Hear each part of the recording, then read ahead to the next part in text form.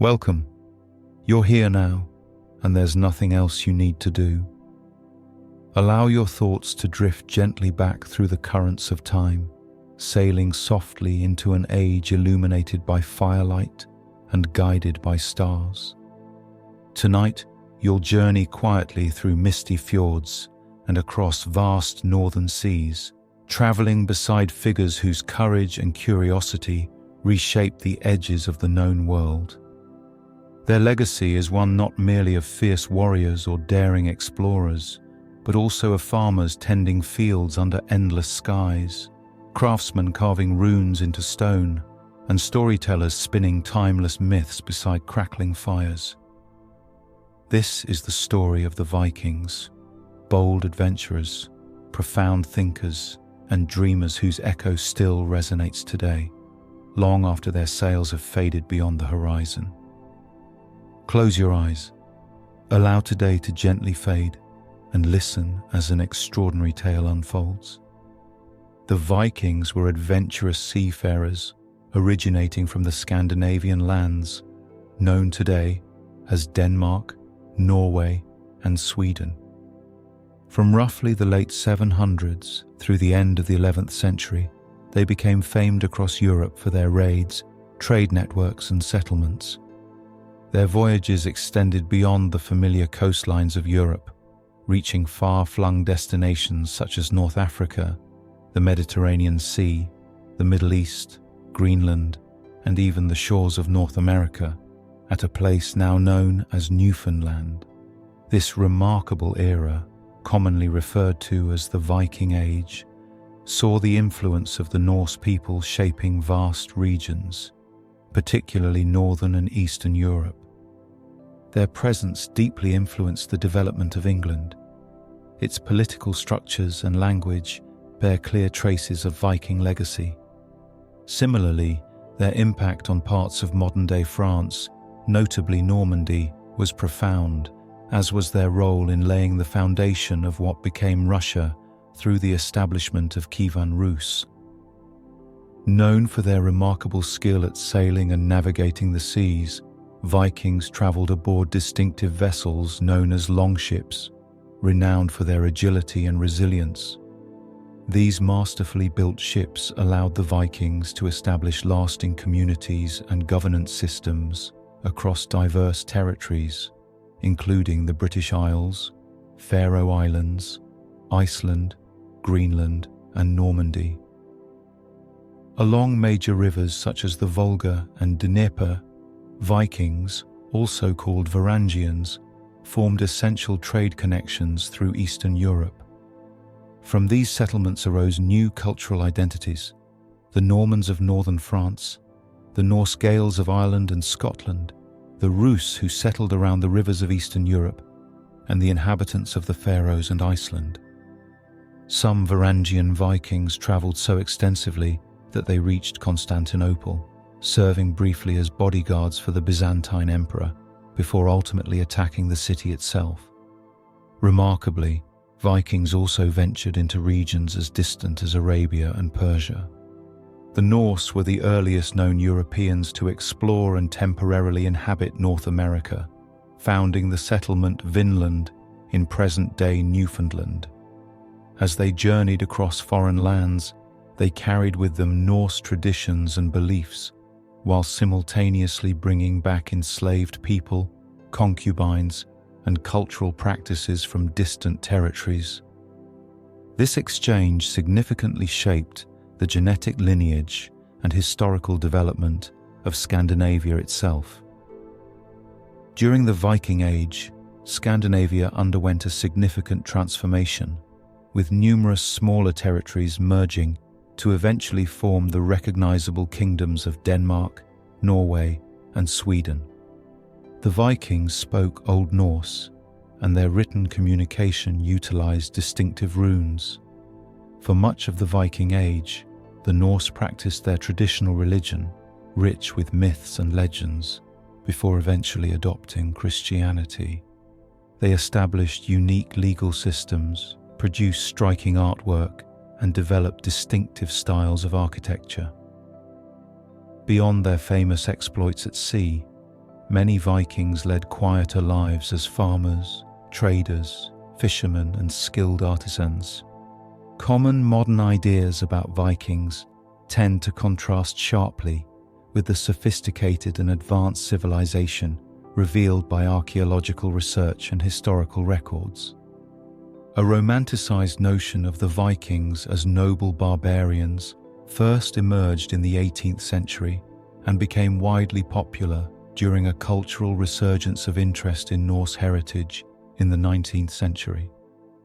By the early 20th century, differing portrayals of Vikings as ruthless pagan raiders or daring explorers had evolved into conflicting modern myths.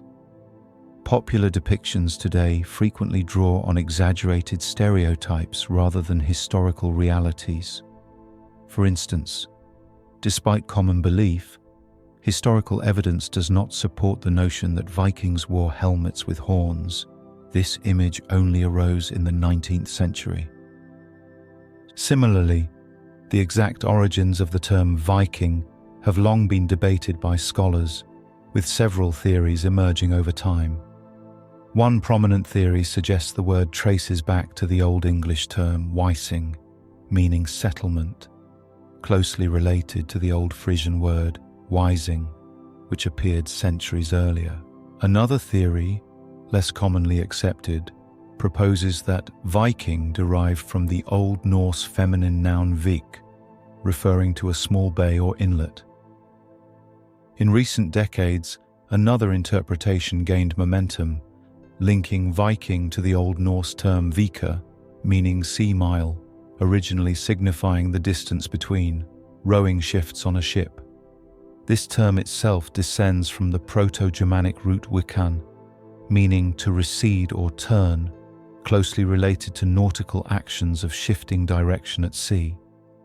Scholars, such as Bernard Mace, emphasized the linguistic strength of this interpretation, suggesting the term's maritime origin predates the widespread adoption of sails by northwestern European Germanic groups.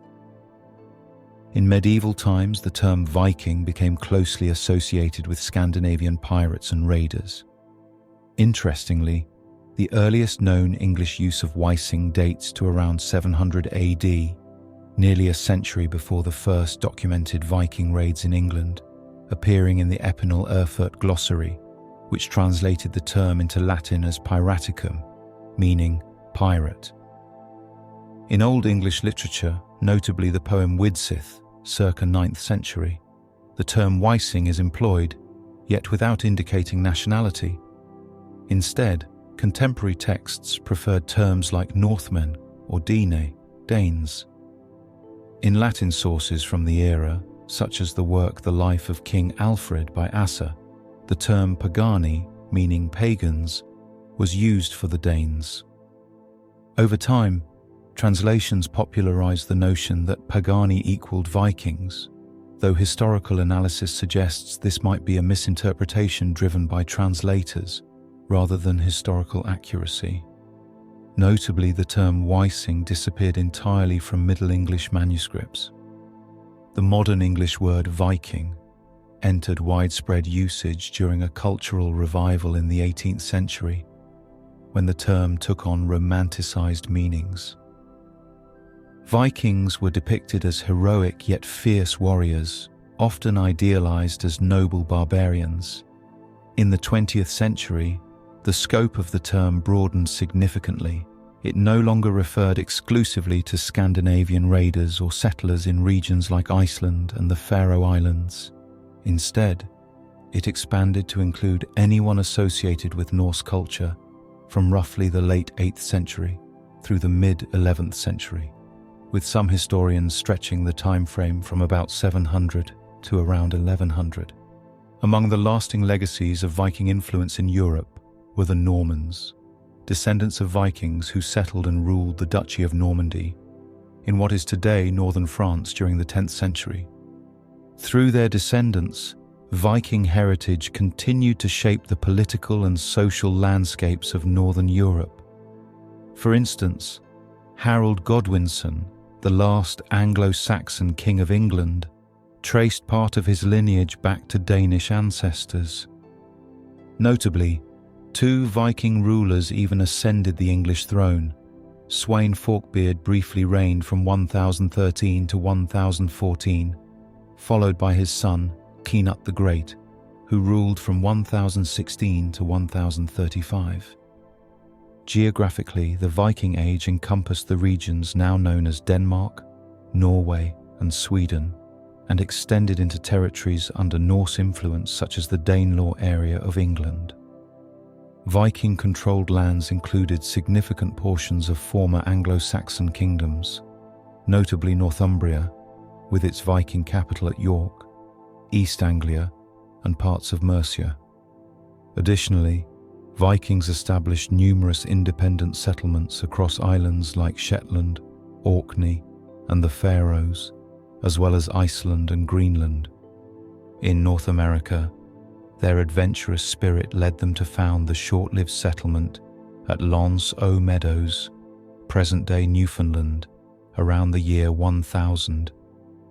Greenland's Norse colonies, established around the year 980 during a climatically favorable period known as the medieval warm period, survived until around the mid-15th century, when environmental shifts contributed to their eventual abandonment. In Eastern Europe, the semi-legendary Viking chieftain Rurik is believed to have gained control of Novgorod in 862, with his relative Oleg subsequently capturing Kiev in 882, establishing it as the center of the Rus state. This lineage, known as the Rurik dynasty, continued ruling in Russia until the end of the 16th century. As early as the year 839, Swedish emissaries journeyed to Byzantium, marking the start of a long and storied connection. Scandinavians soon became valued mercenaries within the Byzantine Empire, eventually forming the famed imperial unit known as the Varangian Guard by the late 10th century.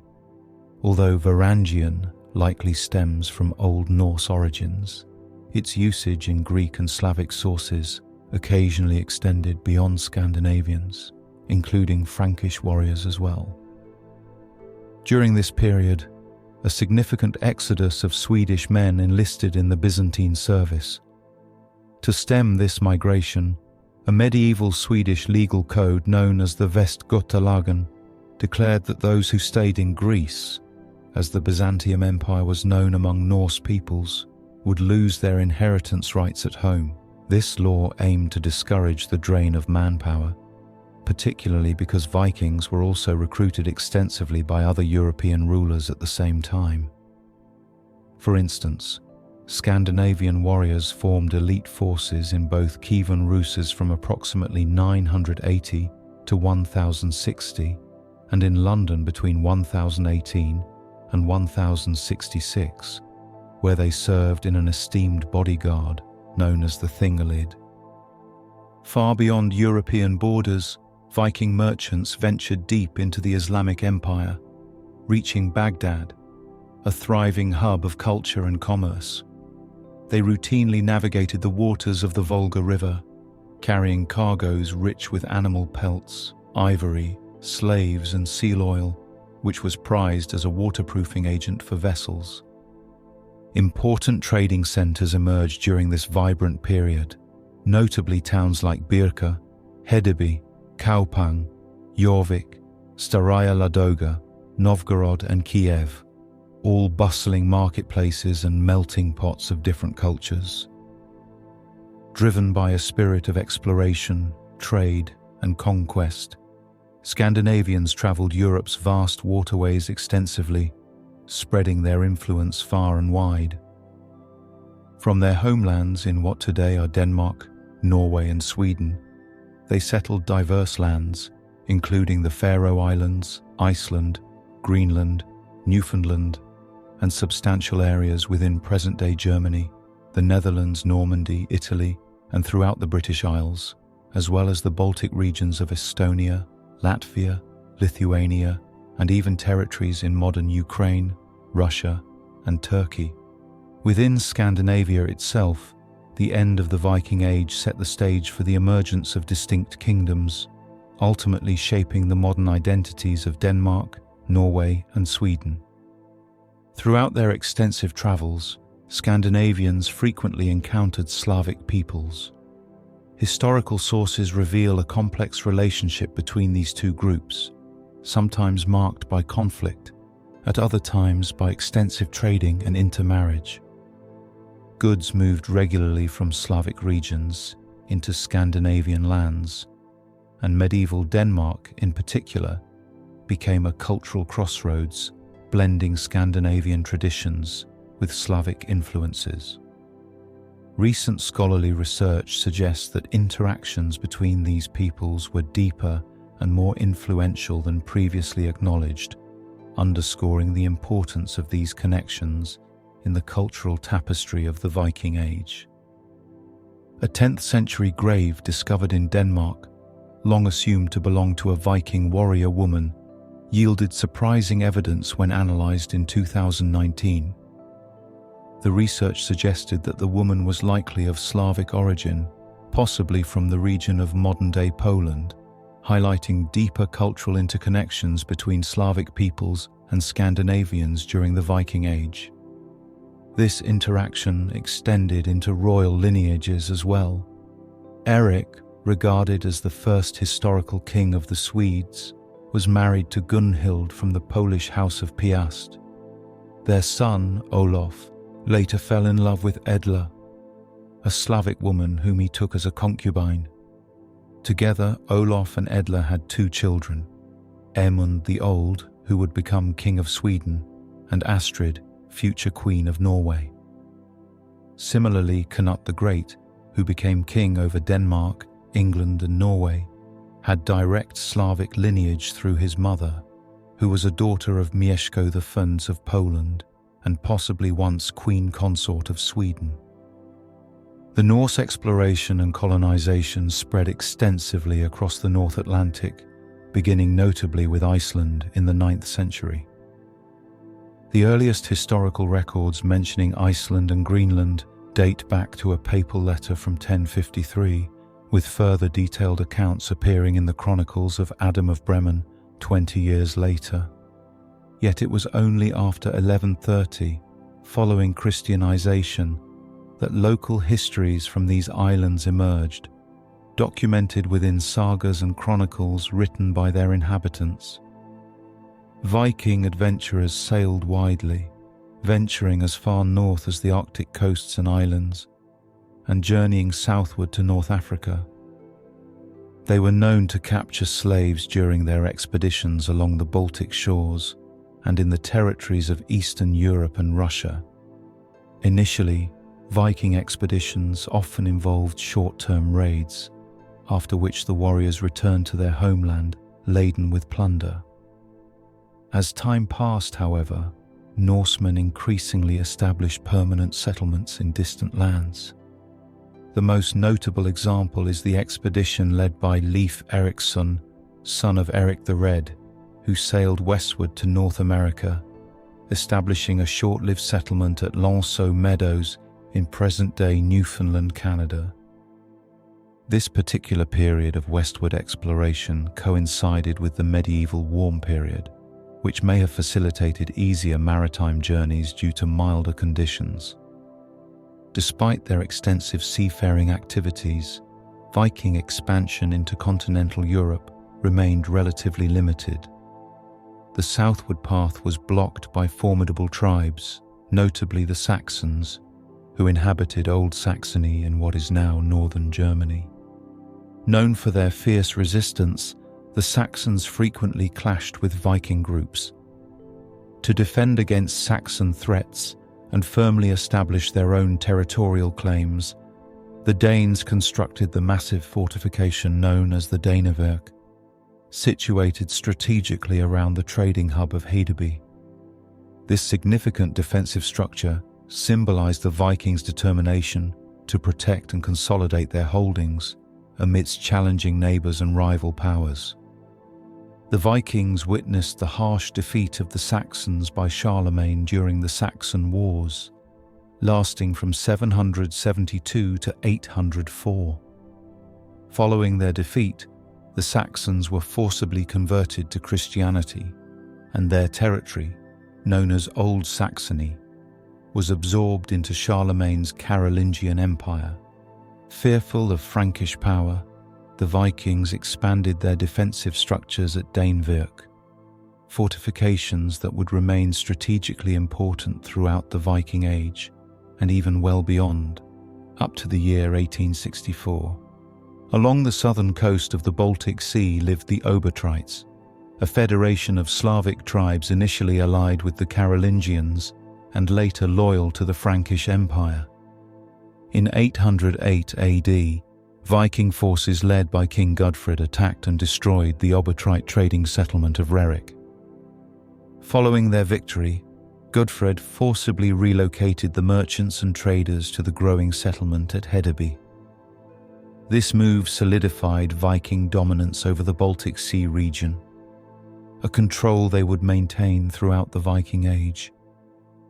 Recent DNA and archaeological studies conducted by researchers from the University of Cambridge and University of Copenhagen indicate that the identity of Viking may have evolved over time. These studies suggest that being a Viking might have represented a profession or lifestyle, rather than purely an inherited ethnic or hereditary identity, at least among certain Viking groups. The motivations behind Viking exploration and expansion remain subject to considerable debate among historians. One intriguing theory was first presented in the 11th century by historian Dudo of Saint-Quentin, who proposed that Viking raids initially arose from the need to acquire women from foreign lands. Adam of Bremen, an observer of Viking society, noted that wealthy and powerful Viking men often maintained numerous wives and concubines. These polygynous practices likely created a shortage of available women, potentially driving many average Viking men to embark on risky voyages in search of wealth, power, and suitable partners. Over time, this idea became widely accepted, shaping scholarly interpretations of Viking behavior. Indeed, historical records such as the Annals of Ulster document incidents where Vikings plundered villages, capturing women to be taken home as wives or concubines. This pattern of polygynous relationships inevitably heightened competition among Viking men. With fewer available partners, unmarried men became increasingly willing to engage in daring, high-risk activities, both to enhance their status and to secure potential brides. The Vikings witnessed the harsh defeat of the Saxons by Charlemagne during the Saxon Wars, lasting from 772 to 804. Following their defeat, the Saxons were forcibly converted to Christianity, and their territory, known as Old Saxony, was absorbed into Charlemagne's Carolingian Empire.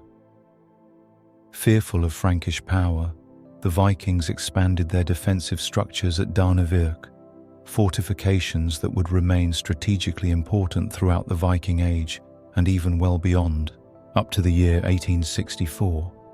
Along the southern coast of the Baltic Sea lived the Obotrites, a federation of Slavic tribes initially allied with the Carolingians and later loyal to the Frankish Empire. In 808 AD, Viking forces led by King Gudfred attacked and destroyed the Obotrite trading settlement of Rerik. Following their victory, Gudfred forcibly relocated the merchants and traders to the growing settlement at Hedeby. This move solidified Viking dominance over the Baltic Sea region, a control they would maintain throughout the Viking Age. Recent DNA and archaeological studies conducted by researchers from the University of Cambridge and University of Copenhagen indicate that the identity of Viking may have evolved over time. These studies suggest that being a Viking might have represented a profession or lifestyle rather than purely an inherited ethnic or hereditary identity, at least among certain Viking groups. the motivations behind Viking exploration and expansion remain subject to considerable debate among historians. One intriguing theory was first presented in the 11th century by historian Dudo of Saint-Quentin, who proposed that Viking raids initially arose from the need to acquire women from foreign lands. Adam of Bremen, an observer of Viking society, noted that wealthy and powerful Viking men often maintained numerous wives and concubines.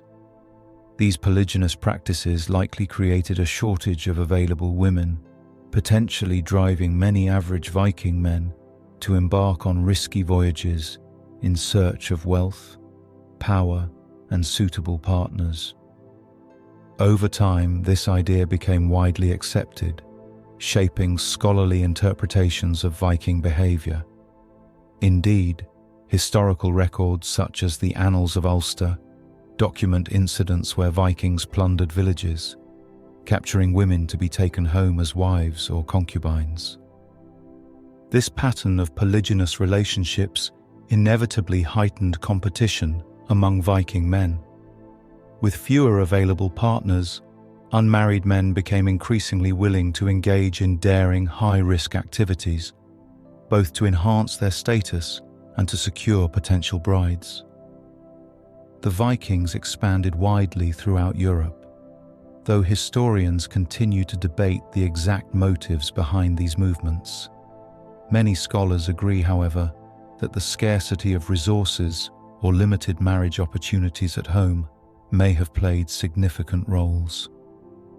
A critical aspect of the Viking economy was their extensive involvement in the slave trade.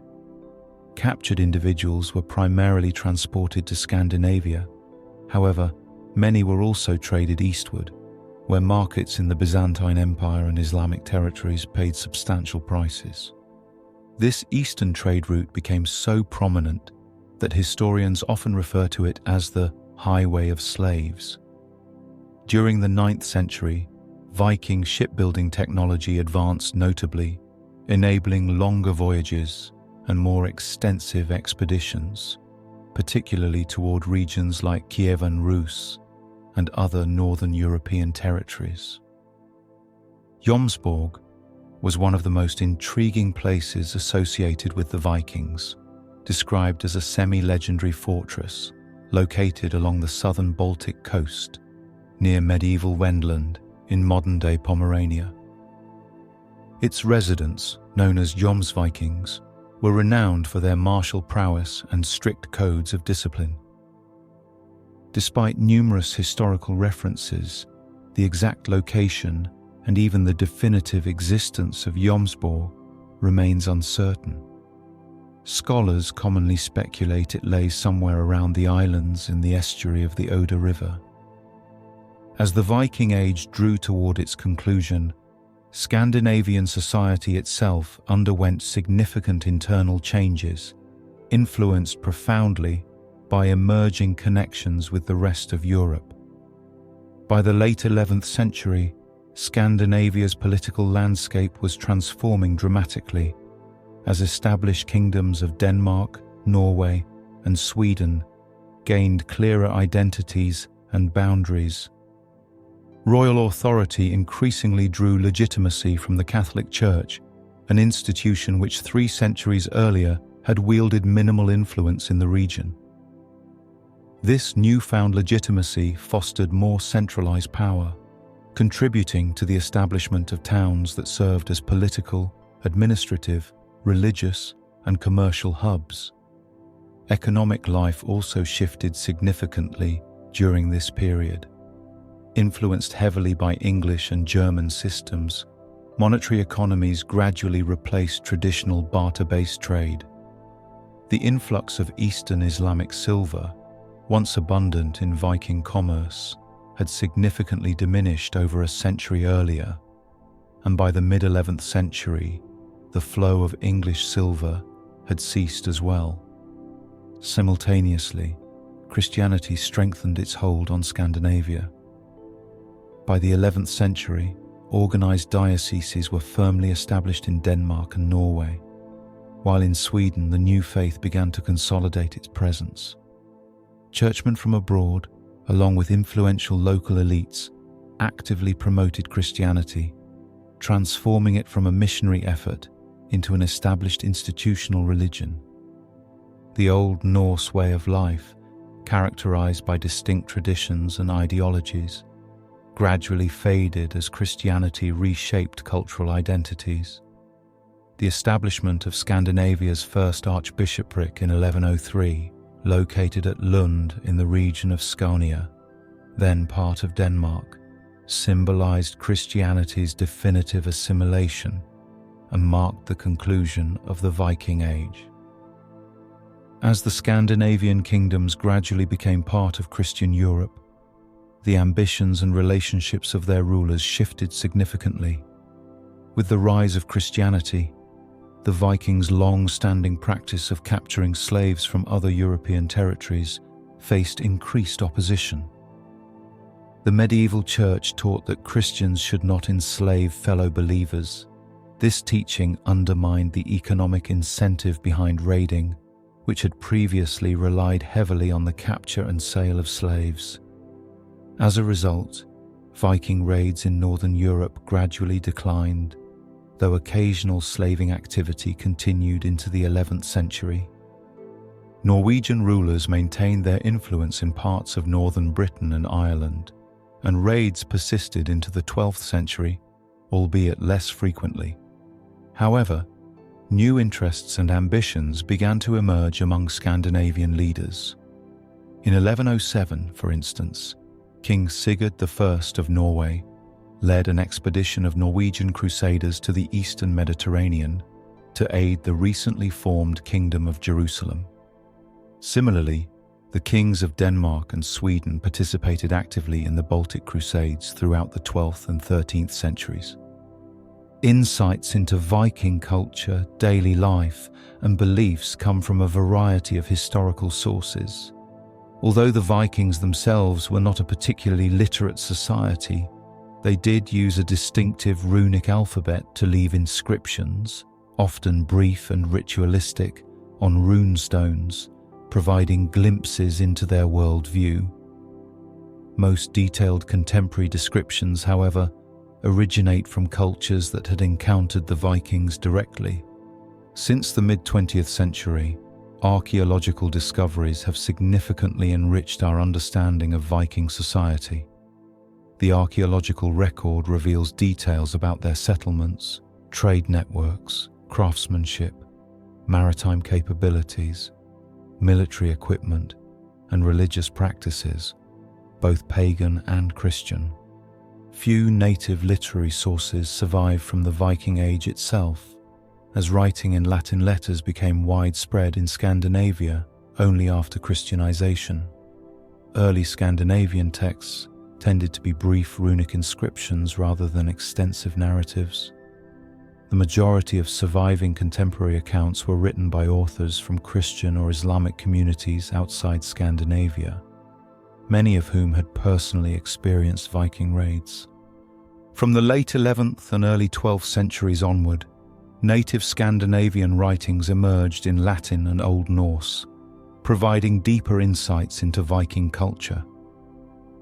Iceland, in particular, experienced a literary renaissance from the 12th to the 14th centuries, producing the renowned Icelandic sagas. These narratives documented traditions, legends, and genealogies connected with the Viking past, although their historical accuracy is often uncertain. Despite questions about their literal reliability, Icelandic sagas preserve valuable cultural elements, including extensive skaldic poetry composed by royal poets in the 10th and 11th centuries. They also offer insights into Viking self-perception, social structures, family lineages, and ethical values, forming a vivid, though sometimes romanticized, picture of the Viking Age. Indirectly, the Vikings left behind significant clues about their language, culture, and activities through the Old Norse place names that still dot the regions where they once settled. Many of these names remain remarkably unchanged, reflecting the meanings and importance Vikings attributed to specific locations. Everyday English vocabulary provides further evidence of Old Norse impact, offering insights into the Vikings' extensive interactions with people throughout the British Isles.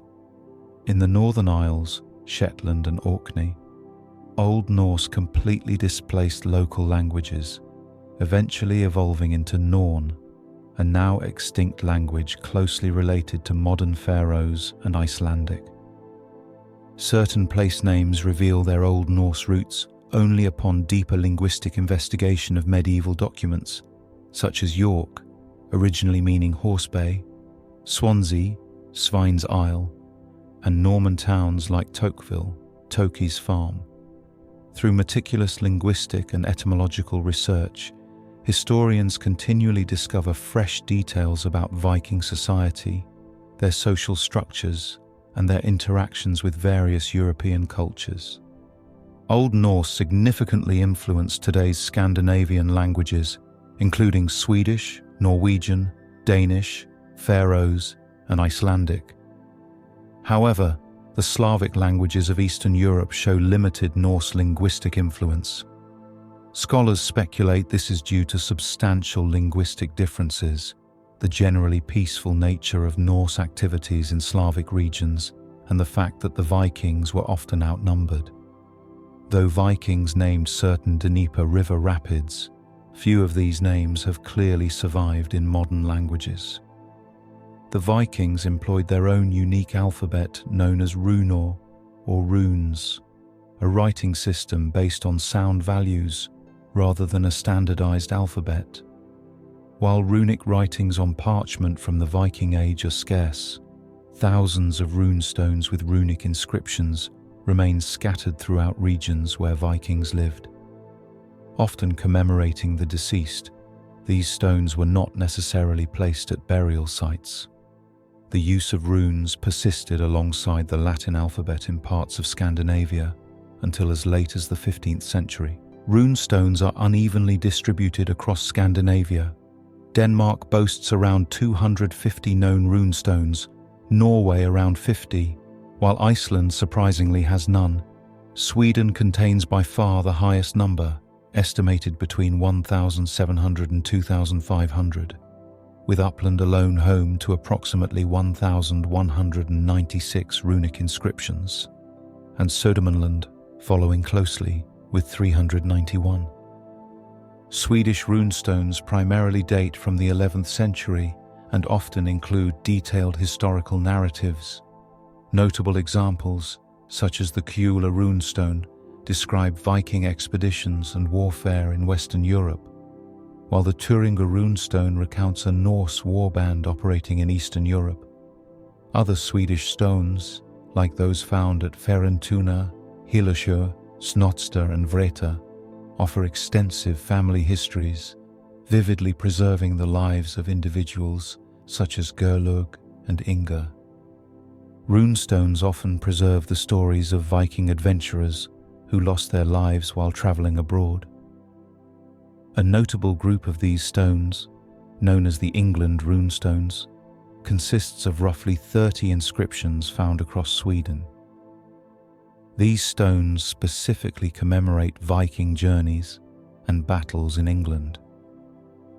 Comparable groups of runestones include around 30 Greece runestones, describing expeditions toward Byzantine territories, and the 26 Ingvar runestones, which recall an ambitious Viking journey to the Middle East. All these inscriptions are written in Old Norse, using the younger Futhark alphabet. Among notable runic inscriptions beyond Scandinavia is the famous lion statue from Piraeus in Greece, bearing runes carved by Varangian warriors who served as mercenaries under Byzantine emperors. In Denmark, the iconic Jelling stones were created between the years 960 and 985. The smaller, earlier stone was raised by Gorm the Old, Denmark's last pagan king, in memory of his wife Queen Thyra. The larger Jelling stone was commissioned by their son, King Harald Bluetooth, to celebrate his conquest and unification of Denmark and Norway, and his successful conversion of the Danish people to Christianity. Harald Bluetooth's commemorative rune stone carries vivid images: a powerful beast on one side, the crucifixion of Jesus Christ on another, and an inscription honoring his parents.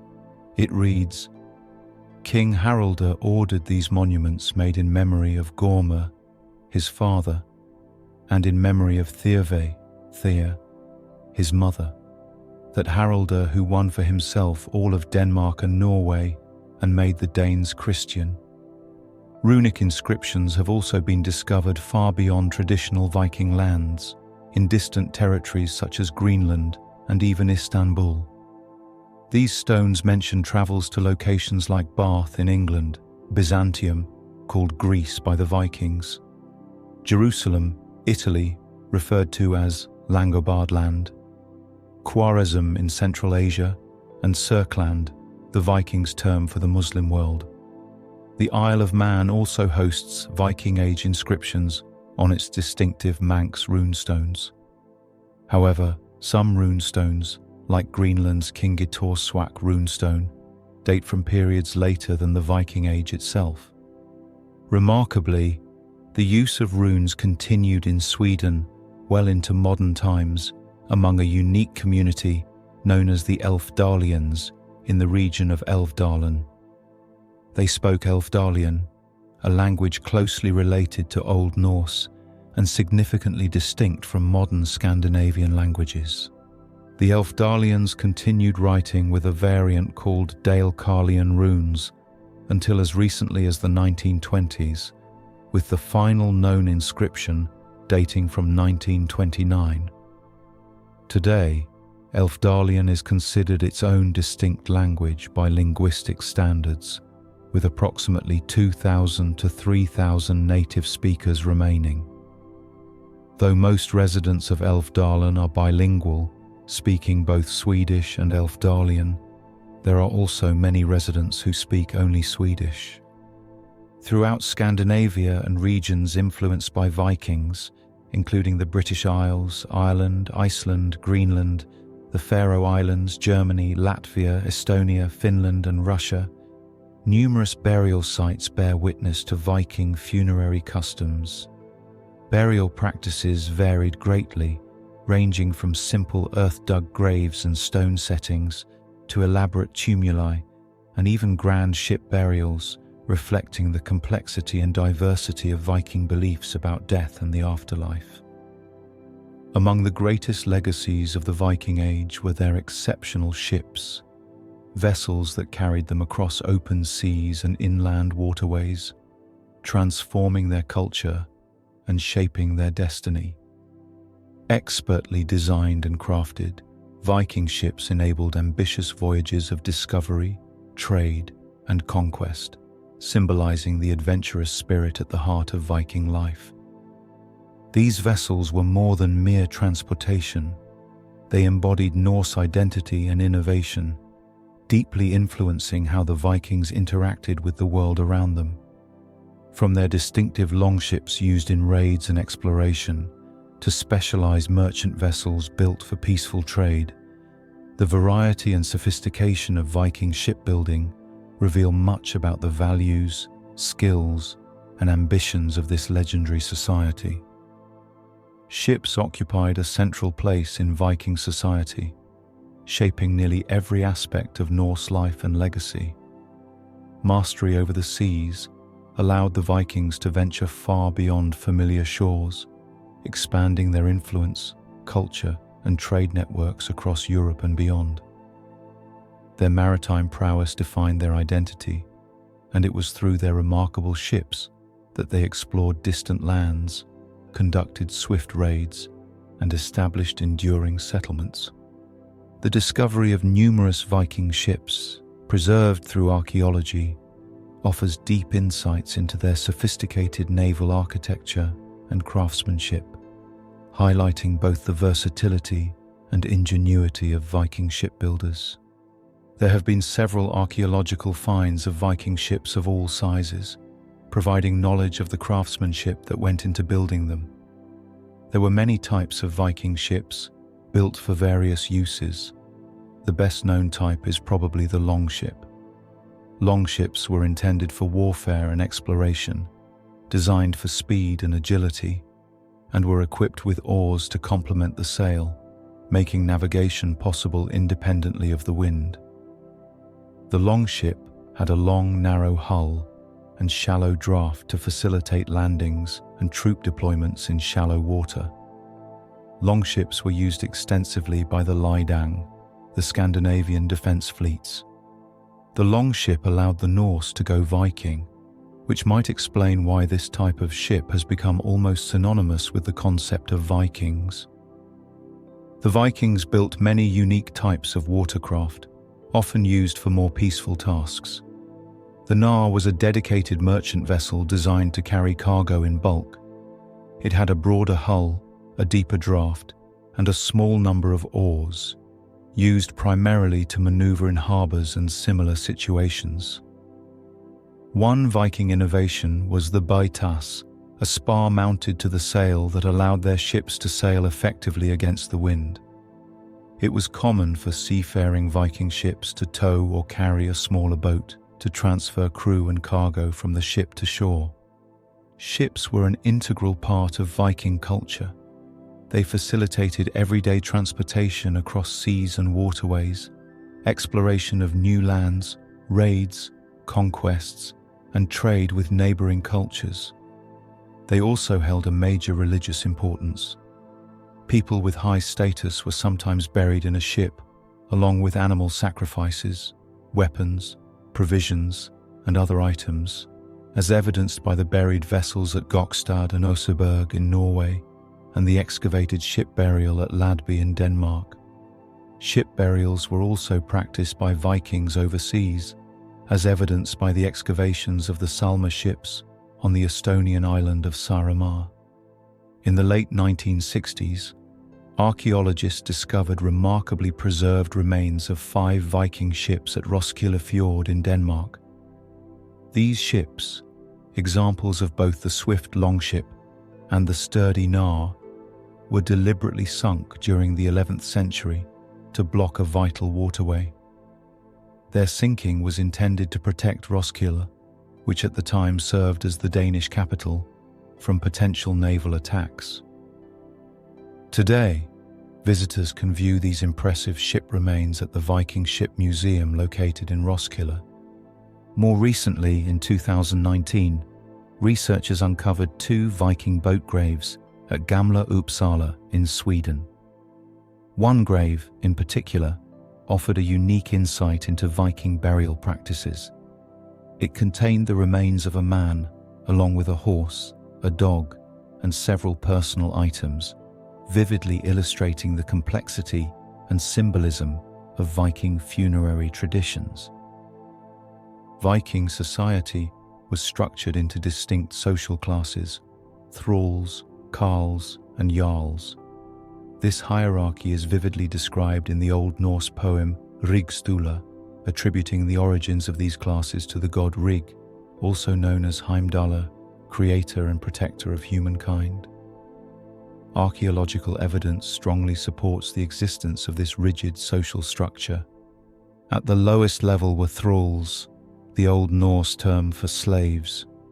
Thralls made up as much as a quarter of Viking society, highlighting their crucial role within the Norse economy and daily life. Essential to manual labor and trade, thralls were tasked with heavy construction projects like fortifications, roads, canals, and burial mounds. They also performed agricultural labor and household chores for higher-ranking individuals.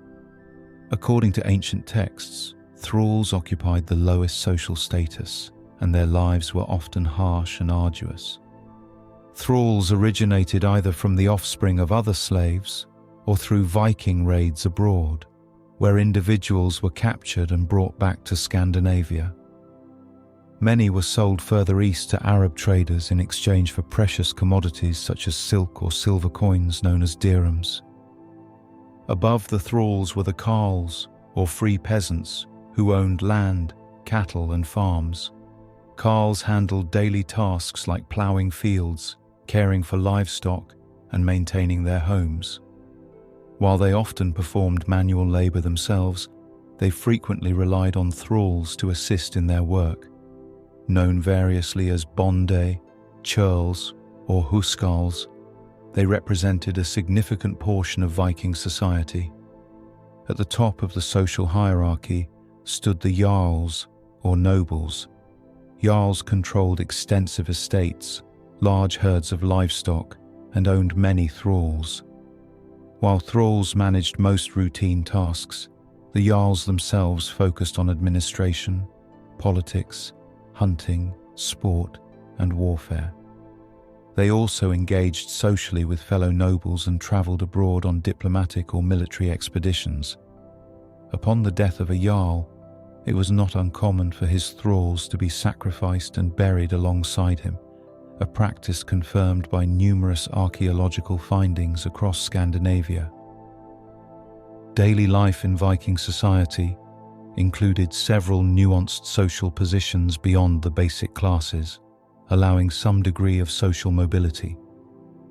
Although exact details are not fully clear, titles such as Halder, Thegn, and Landmund indicate that individuals could rise or shift their status between the Carls, free peasants, and Jarls, aristocracy. Communities known as Félag also shaped social interactions among Vikings. A Félag represented organized groups based around shared trades, joint ownership of ships, or military commitments under specific leaders. Those belonging to military Félag were often known as dreng, meaning warriors. In towns and villages, structured communities existed to oversee important civic responsibilities, including local defense, religious practices, and the legal system, particularly in gatherings known as things, where laws were discussed and disputes resolved. In Viking society, women's roles and status were defined yet somewhat flexible compared to other medieval European societies. While most Viking women remained subordinate to male authority, usually their fathers or husbands, they enjoyed a degree of autonomy and rights not widely seen elsewhere at the time. Historical sources, such as the Icelandic Gragas laws and Norway's frostating and gulating laws, describe Viking women as having more freedom and independence. Most free Viking women managed the household as housewives, holding the respected title husfreyja, meaning lady of the house. Within this role, women were responsible for running the domestic economy, managing farm resources, conducting business transactions, and raising children, often sharing these tasks with their husbands. Once reaching 20 years old, unmarried Viking women attained legal adulthood, identified by terms such as Mayor or May. These adult women gained the right to manage their own property, choose where to live, and were recognized legally as independent individuals. However, choosing a husband was typically not within their authority, as marriages were usually arranged by the woman's family. When a marriage occurred, the groom paid a bride price, called munda, to the bride's family, while the bride herself brought a dowry consisting of personal assets into the marriage. Importantly, Viking women also had the right to divorce their husbands and were permitted to remarry, reflecting their considerable social standing within Norse culture. Concubinage was an accepted practice in Viking society.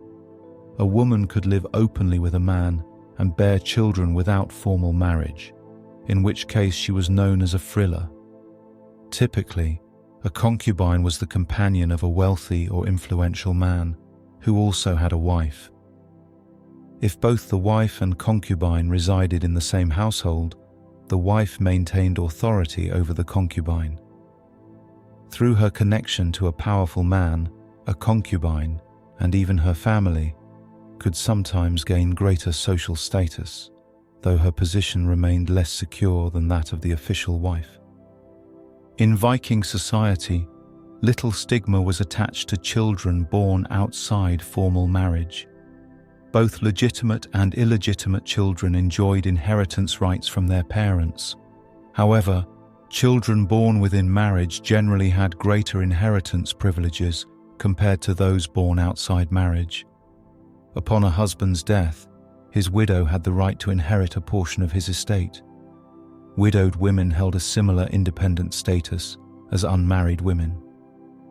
Female relatives on the paternal side, such as paternal aunts, nieces, or granddaughters, referred to collectively as odalkvinna, also possessed clear rights of inheritance. A woman with no surviving husband, sons, or immediate male relatives could inherit not only family property, but even assume leadership as head of the household. Such women were called baugrigar. They retained full family authority until remarriage, at which point these rights transferred to their new husbands. Viking women could also attain positions of religious authority, serving as priestesses, known as gidja, and as respected seers or oracles, called seidgvinna. Women contributed significantly to the cultural sphere as poets, skolder, skilled rune carvers, merchants, and healers. Some women may even have acted as entrepreneurs in textile production, a prominent industry within Norse society. Though stories of warrior women, known as shield maidens, are largely unconfirmed, archaeological finds such as the Birka burial of a possible female warrior have led scholars to reconsider women's roles in military contexts. Such discoveries suggest that at least some Viking women may have held military positions or authority. With the spread of Christianity, these distinct freedoms enjoyed by Viking women gradually faded.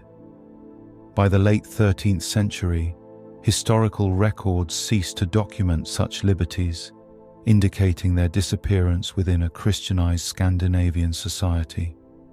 Studies of Viking-era burials suggest that women during this period experienced longer lifespans compared to earlier times. Most Viking women lived well beyond 35 years of age, while earlier Scandinavian graves contain a notably higher proportion of young women between 20 and 35, likely reflecting higher childbirth-related mortality before the Viking Age. Analysis of skeletal remains allows historians and archaeologists to reconstruct details about health and nutrition for Viking men, women, and children. Evidence from burial sites across Scandinavia and other European regions shows a relatively high level of gender equality, especially in rural Scandinavian communities. Compared with other societies at the same time, Nordic women in rural areas during the Viking period and later Middle Ages enjoyed greater nutritional resources. This access contributed significantly to their overall health, allowing girls and women to grow stronger and healthier, reflecting their respected social status. Scandinavian Vikings resembled modern-day Scandinavians, typically fair-skinned with hair colors ranging from blonde to dark brown or reddish. Genetic studies suggest a regional distinction. Blonde hair was more prevalent in eastern Sweden, while red hair appeared more commonly in western Scandinavia. Most Viking men wore their hair at shoulder length, accompanied by beards. Short haircuts were usually reserved for thralls or slaves, marking their lower social status. Hair length varied according to individual preference and occupation. Warriors, for instance, may have maintained slightly shorter hair and beards for practical reasons. In some regions, Viking men even bleached their hair, creating a distinctive golden or saffron color. Women typically wore their hair long as well, with unmarried girls often keeping it loose or braided, while married women usually arranged their hair into buns. Archaeologists estimate the average Viking man stood about 1.70 meters, 5 feet 7 inches, tall, while women averaged around 1.55 meters, 5 feet, tall 1 inch. Social class distinctions were easily recognizable through appearance. Jarls, the noble class, meticulously groomed themselves and wore luxurious clothing, often silk, complemented by finely crafted jewelry such as brooches, necklaces, arm rings, and intricate belt buckles. Viking jewelry designs were uniquely Norse, while finger rings were uncommon and earrings were considered foreign and associated mainly with Slavic cultures. The carls, or free peasants, mirrored these grooming habits, but in simpler and less costly styles.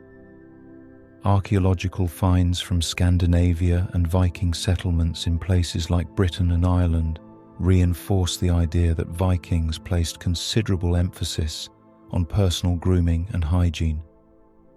Comb artifacts, frequently crafted from antlers, have been discovered in many Viking burial sites and settlements. Hundreds of such combs from the 10th century, uncovered at Viking sites like Dublin, highlight widespread grooming practices among all classes.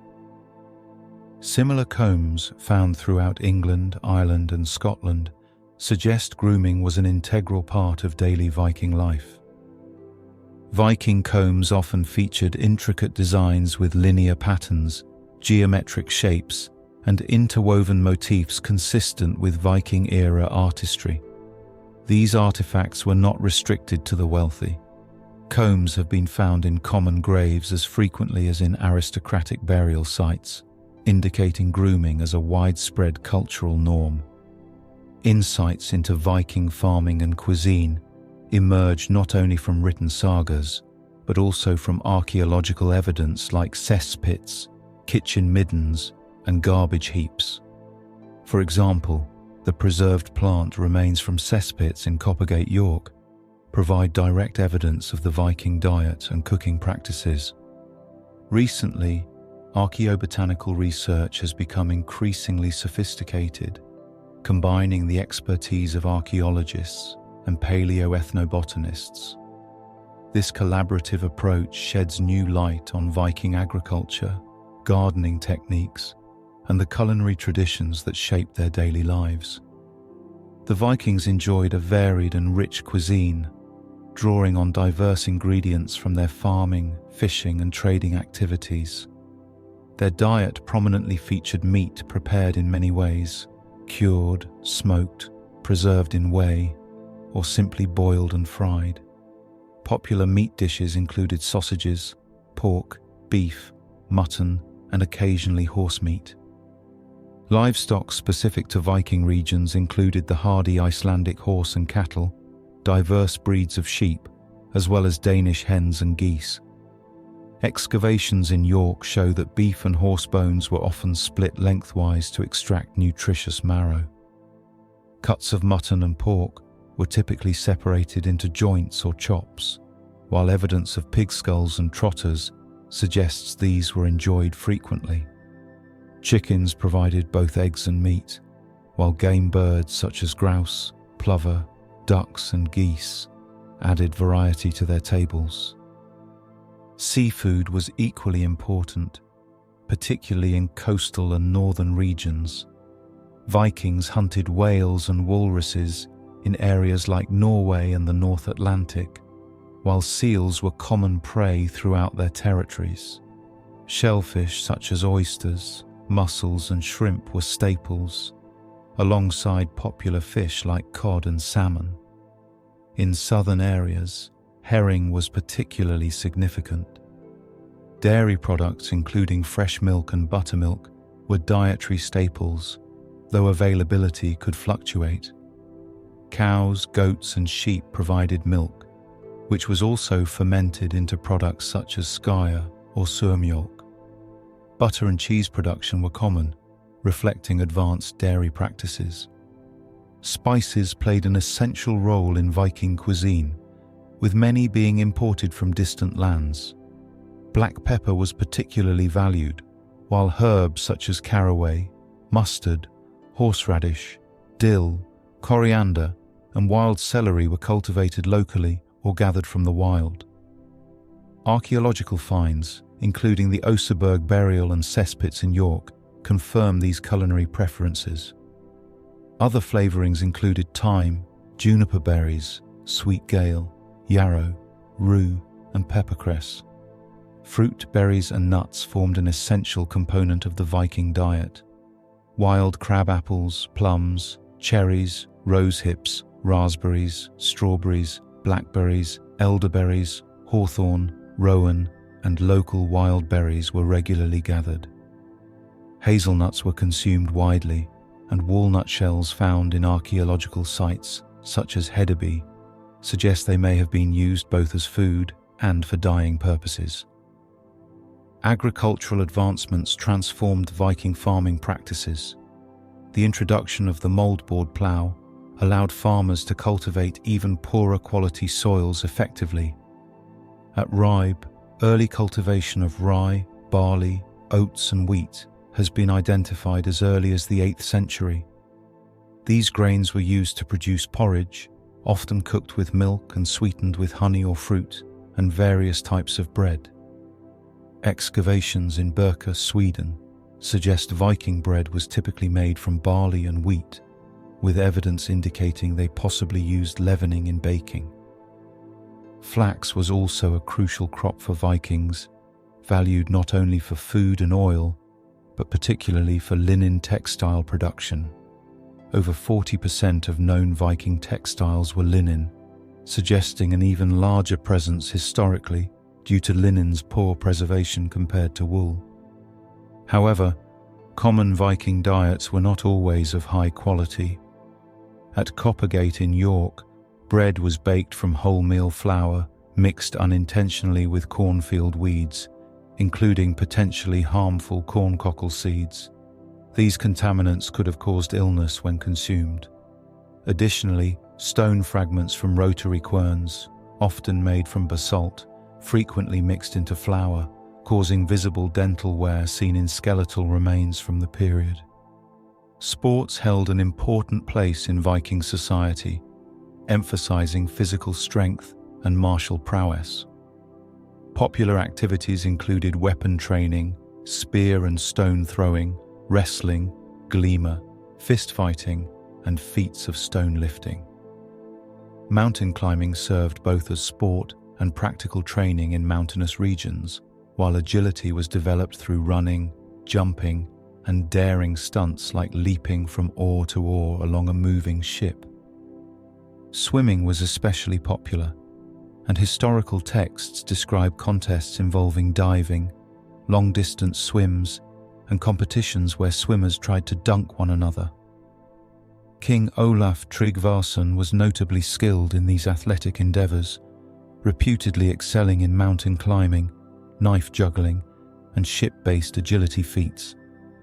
In winter months, skiing and ice skating were essential activities, combining practical transportation with recreational enjoyment, further highlighting the integral role of physical activities in Viking culture. Horsefighting was another sport popular among Vikings, though the exact rules remain unclear.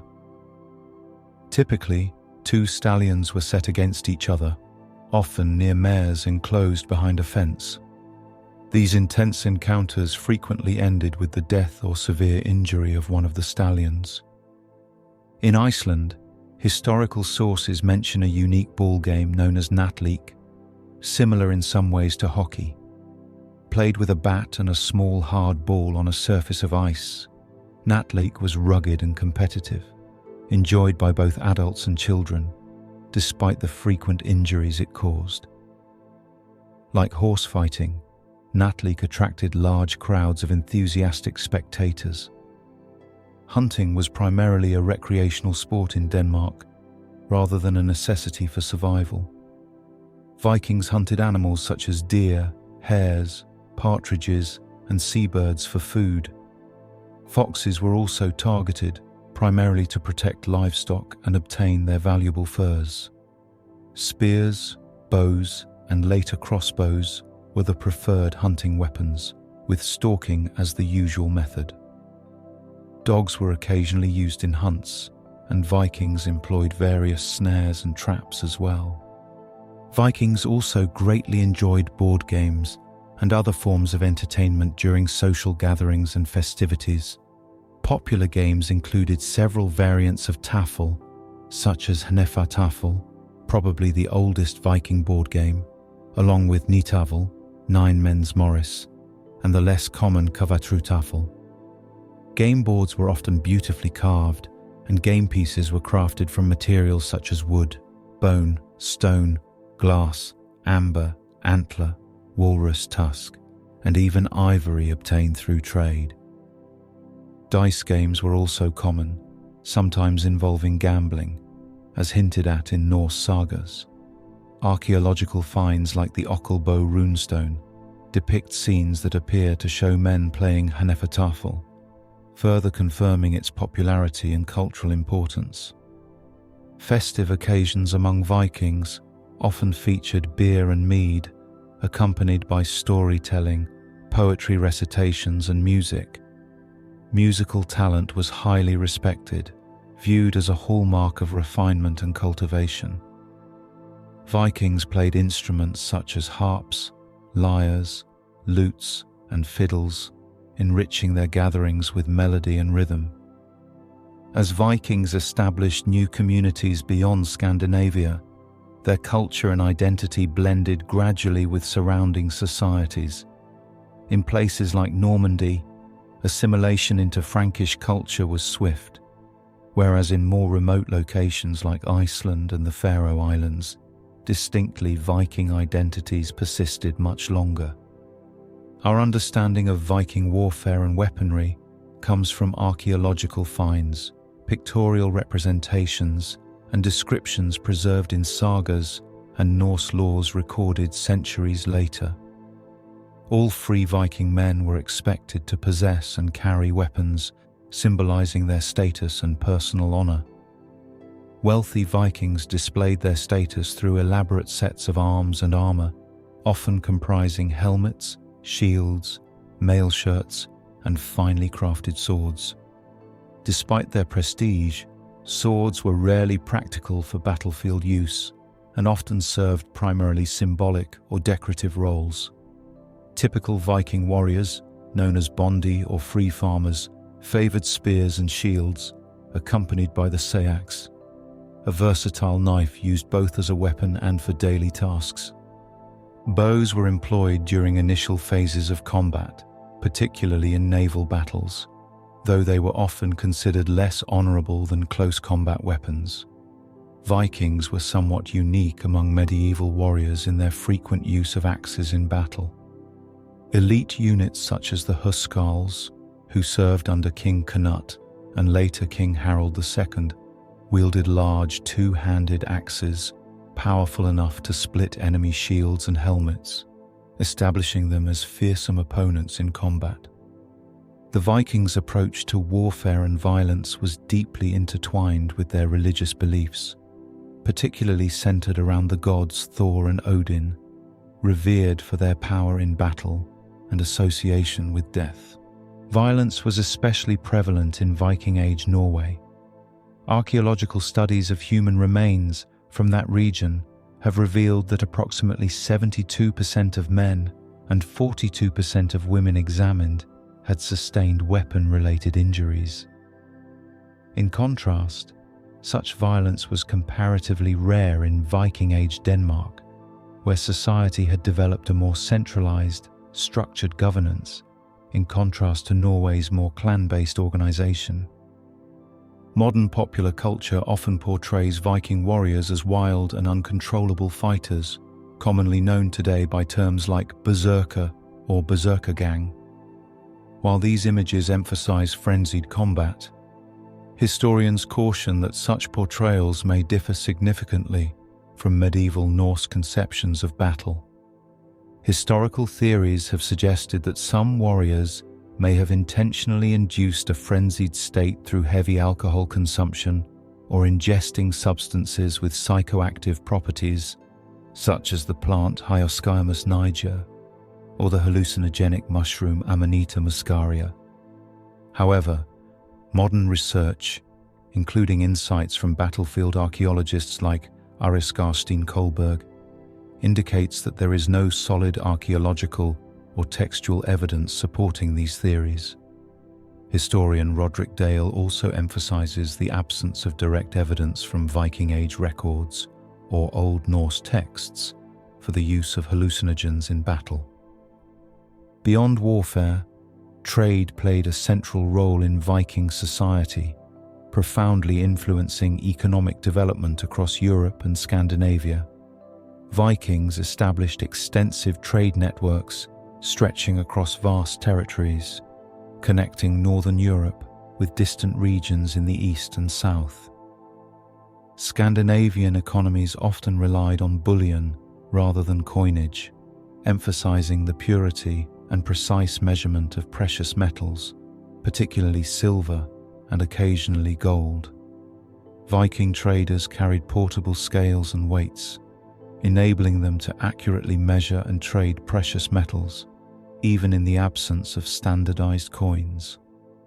Viking trade involved a wide variety of goods, from common, everyday items to rare and luxurious imports. Their merchant vessels, particularly the versatile Nar, played a crucial role in facilitating extensive maritime commerce.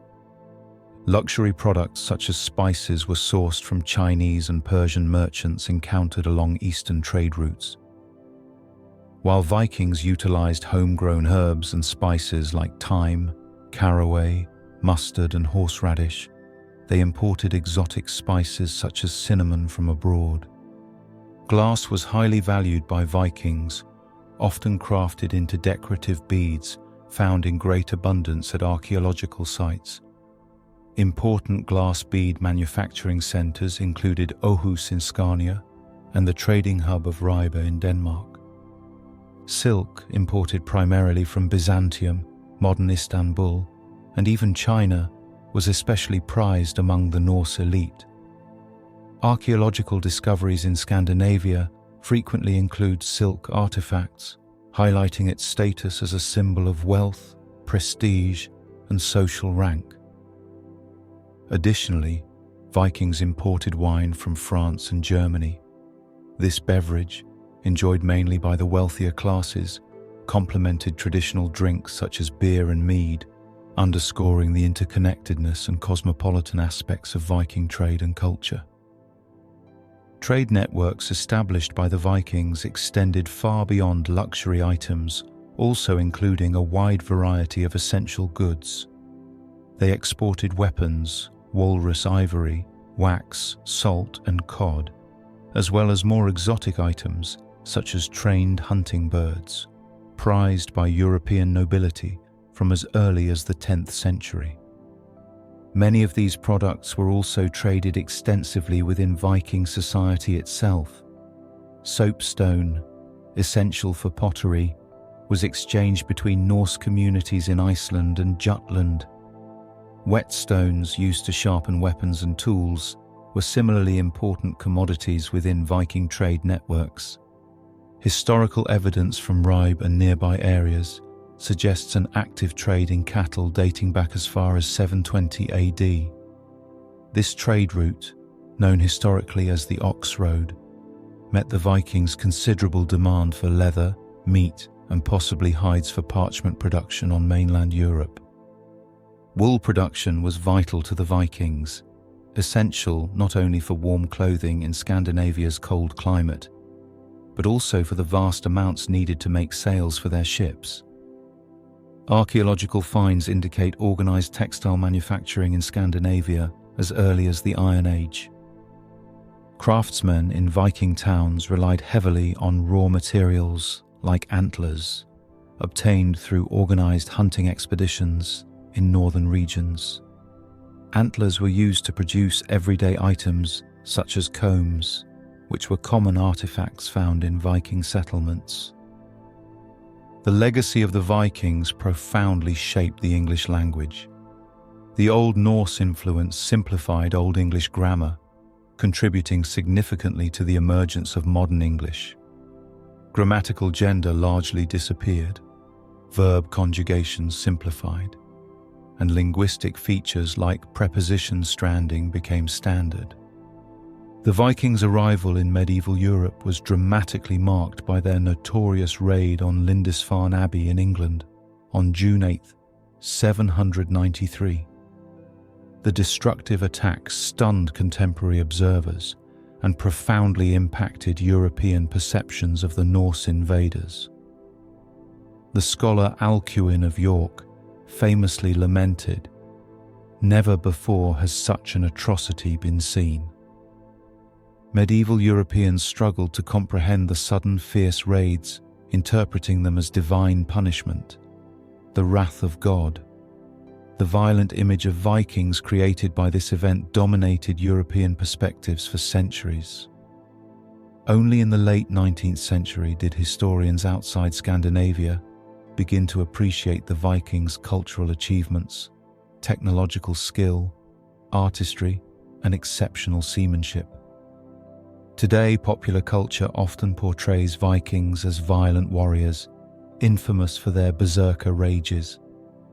This modern notion emphasizes uncontrolled frenzy and aggression.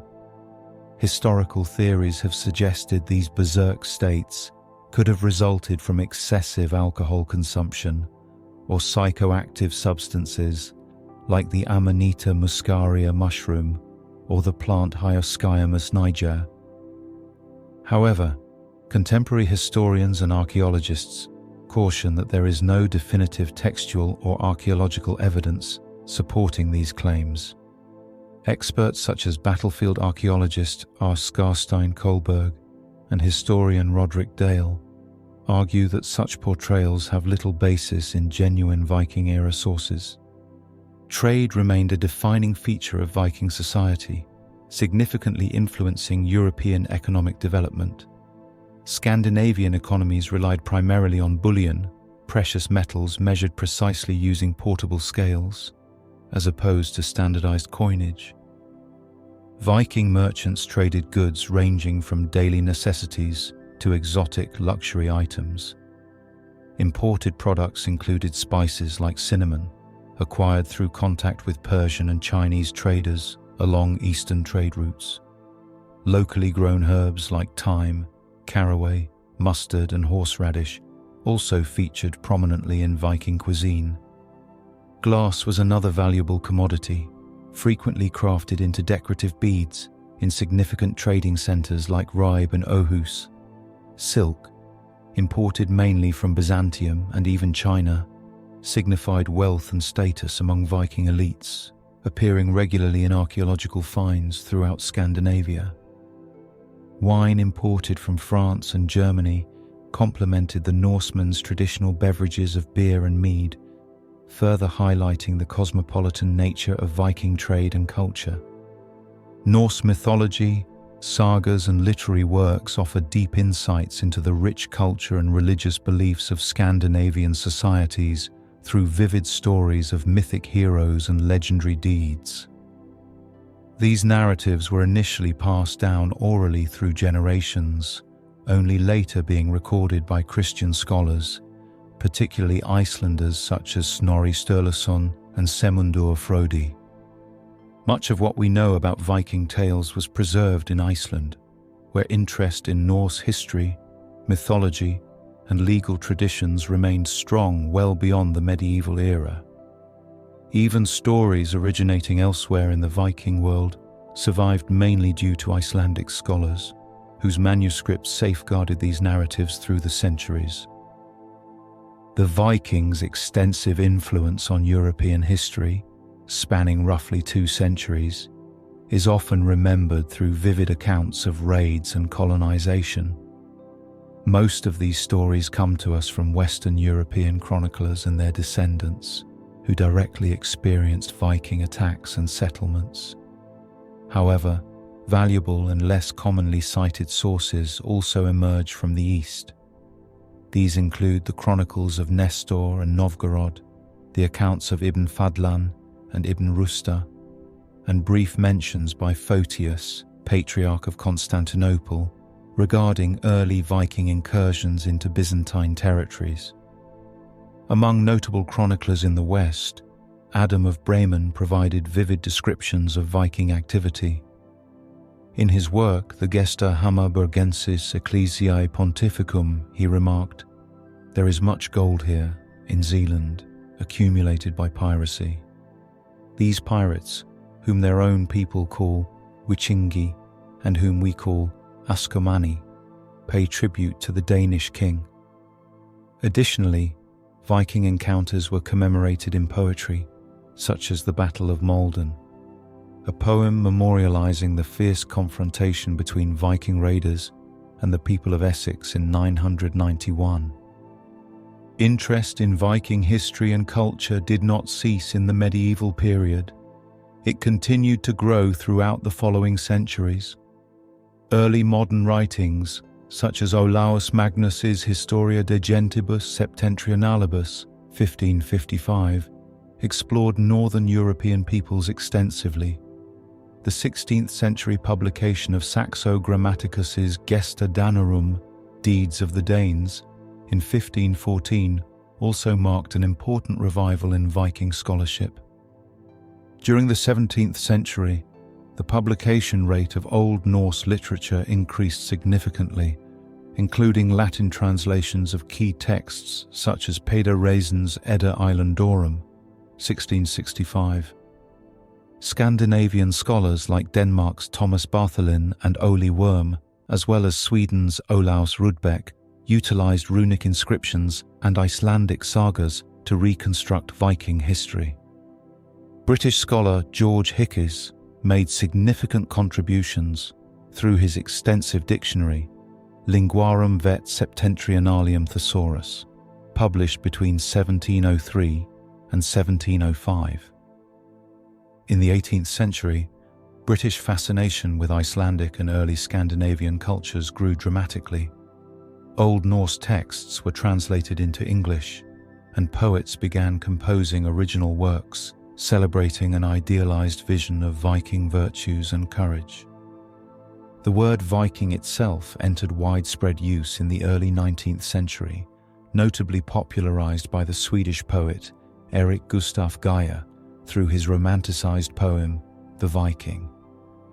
Geyer's influential portrayal helped establish a new cultural image of Vikings, shaped more by romantic imagination than by historical accuracy.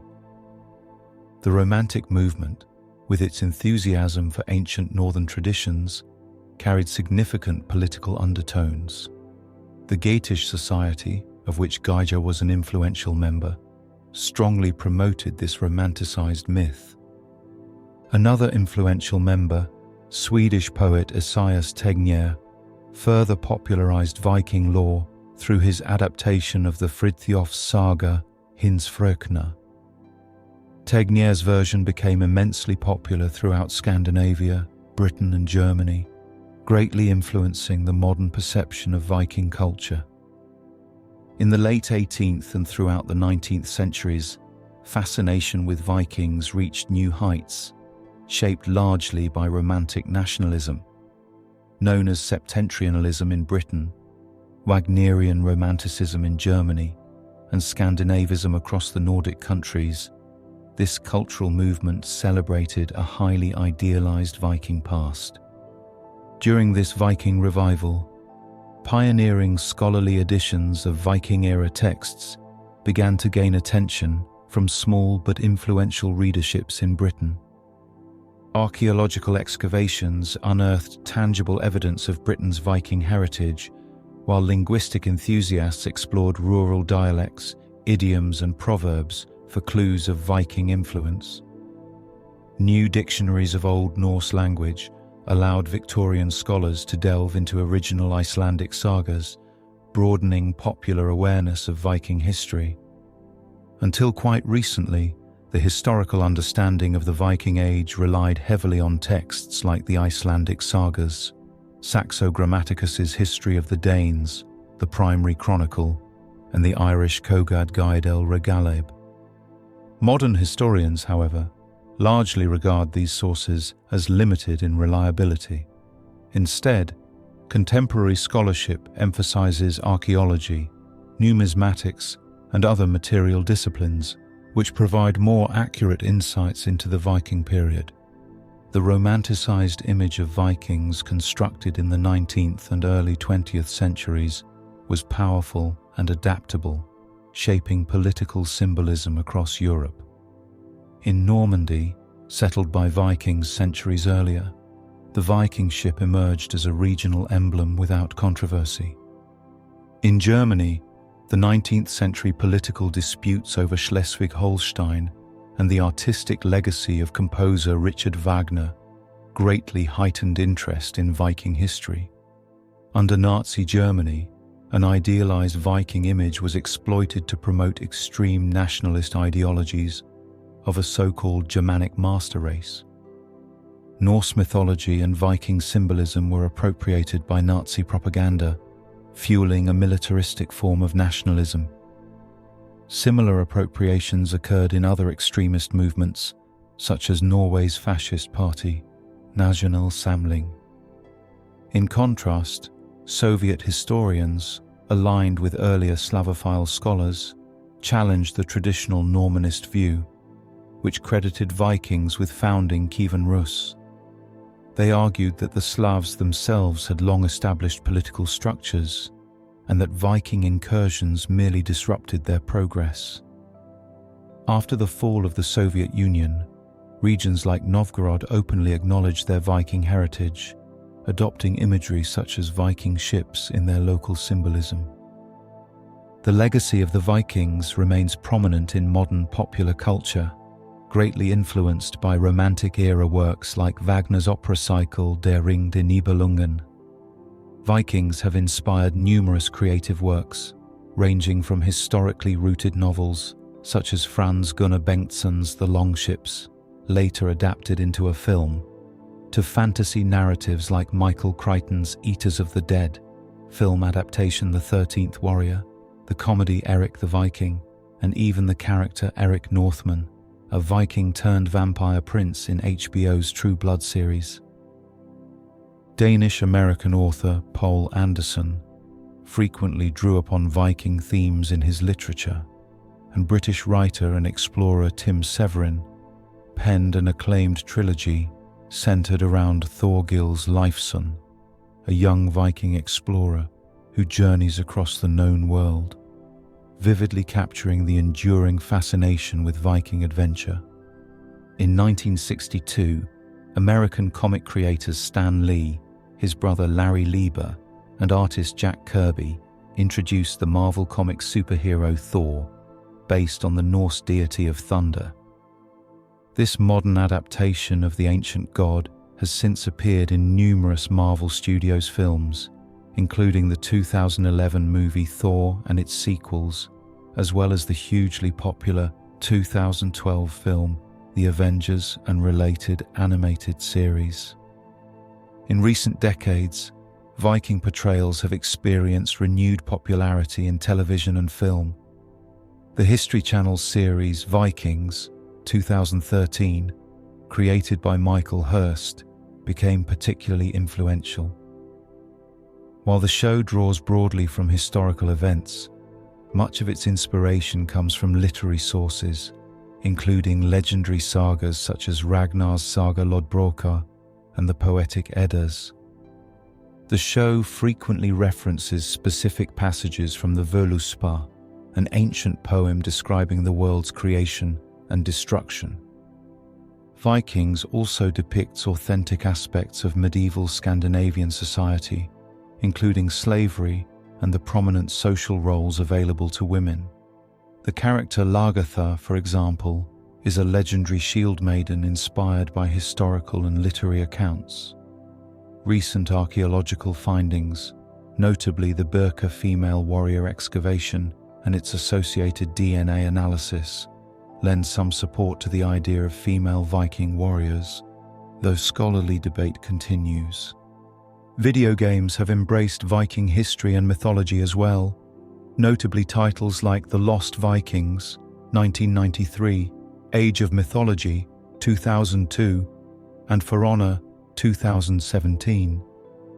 Characters Eric the Swift, Baliog the Fierce, and Olaf the Stout from The Lost Vikings reappeared as playable heroes in the 2015 game Heroes of the Storm. The popular 2011 role-playing game The Elder Scrolls V Skyrim also draws heavily on Viking-inspired themes. More recently, Assassin's Creed Valhalla, 2020, set in the year 873 AD, explores an alternative historical scenario of the Viking invasion of Britain. The lasting appeal of Norse mythology continues to inspire various creative forms, including comics, films, television series, role-playing games, and a music subgenre known as Viking metal. Interest in authentic reenactments has also grown significantly since the 1960s. Initially casual and entertainment-focused, reenactment groups now emphasize historical accuracy and realism. Prominent groups such as the Vikings and Regia Anglorum perform detailed reconstructions, including live steel combat and sailing reconstructed Viking ships. Even modern sports and finance draw on Viking symbolism.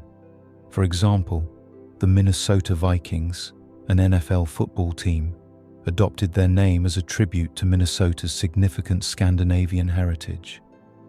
In the financial realm, Icelandic investors of the early 21st century banking boom were playfully termed Útráðar Víkingar, or raiding Vikings, highlighting their aggressive international ventures.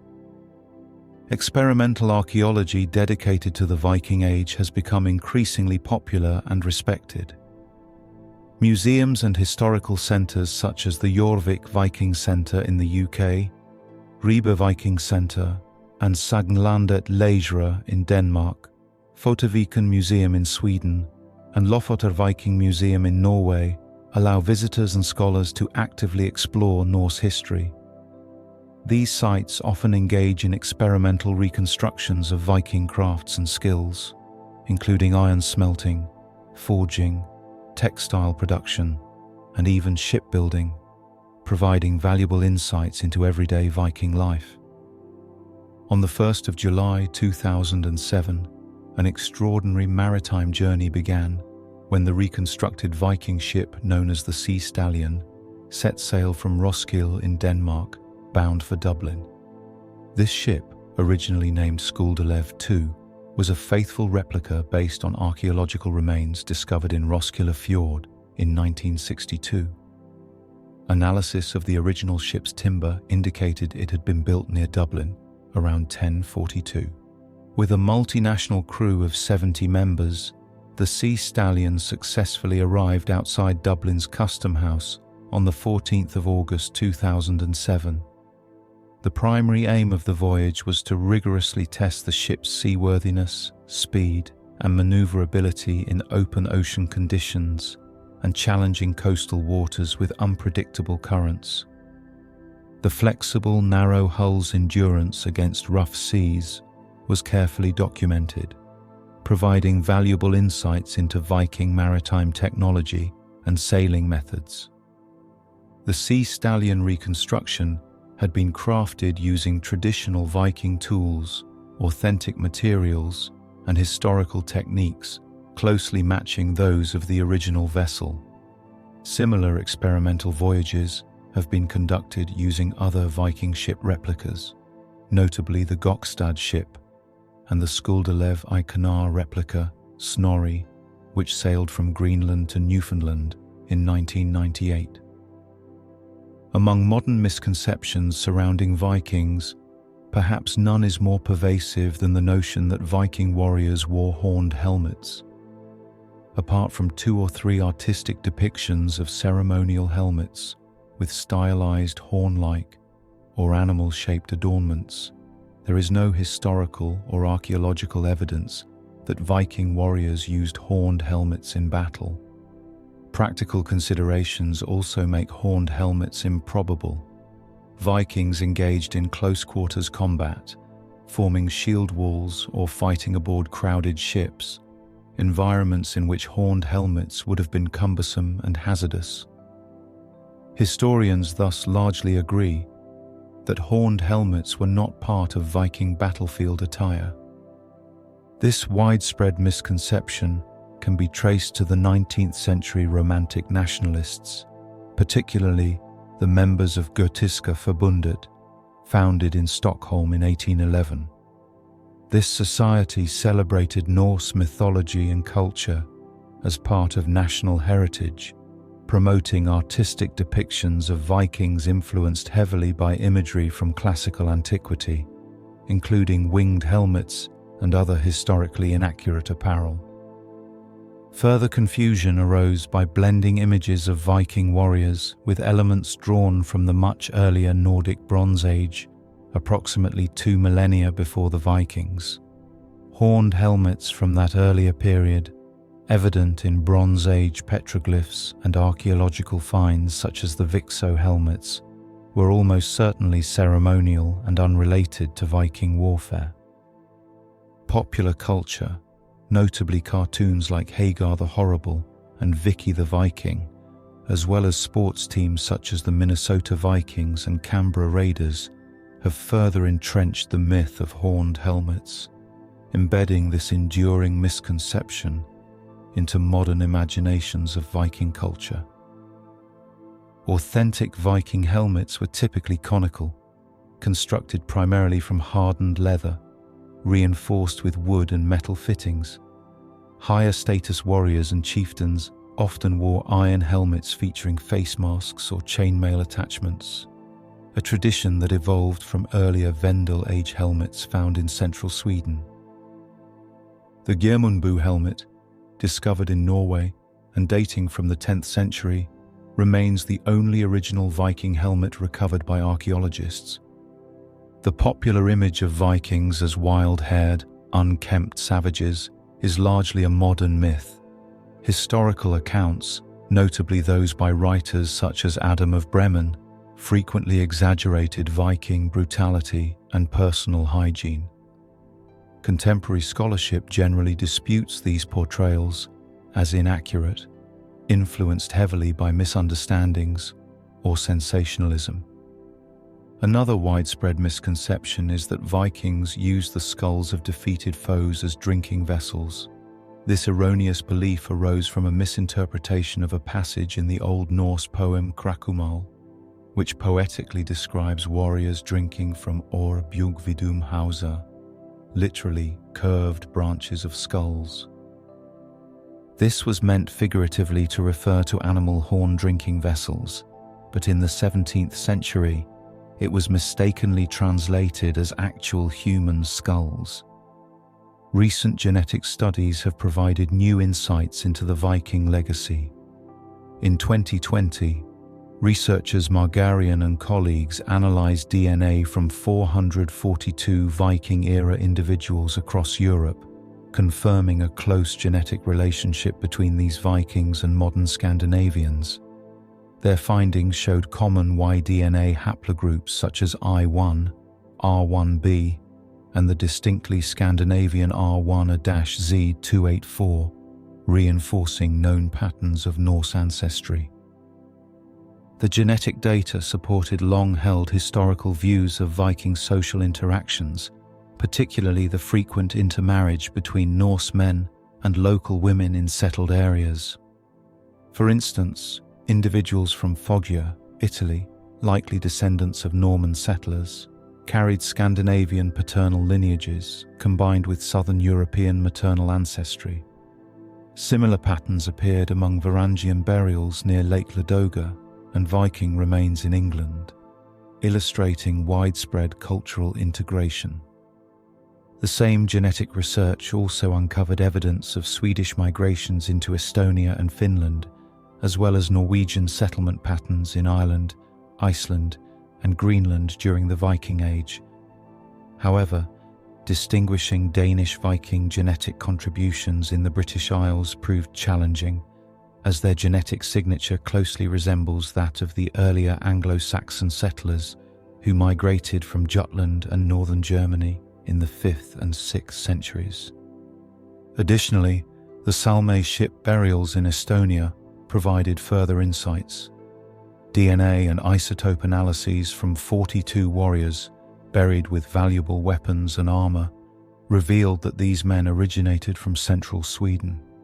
This discovery highlights the Vikings' extensive mobility and underscores their diverse interactions with regions far beyond their Scandinavian homeland. Genetic studies focusing on female lineage reveal significant Norse ancestry, especially in regions geographically close to Scandinavia, such as the Shetland and Orkney Islands. In contrast, regions located further from the Viking heartlands show evidence of Norse descent primarily through paternal Y chromosome lines. Specialized genetic research and surname analysis conducted in Liverpool uncovered a pronounced Norse heritage.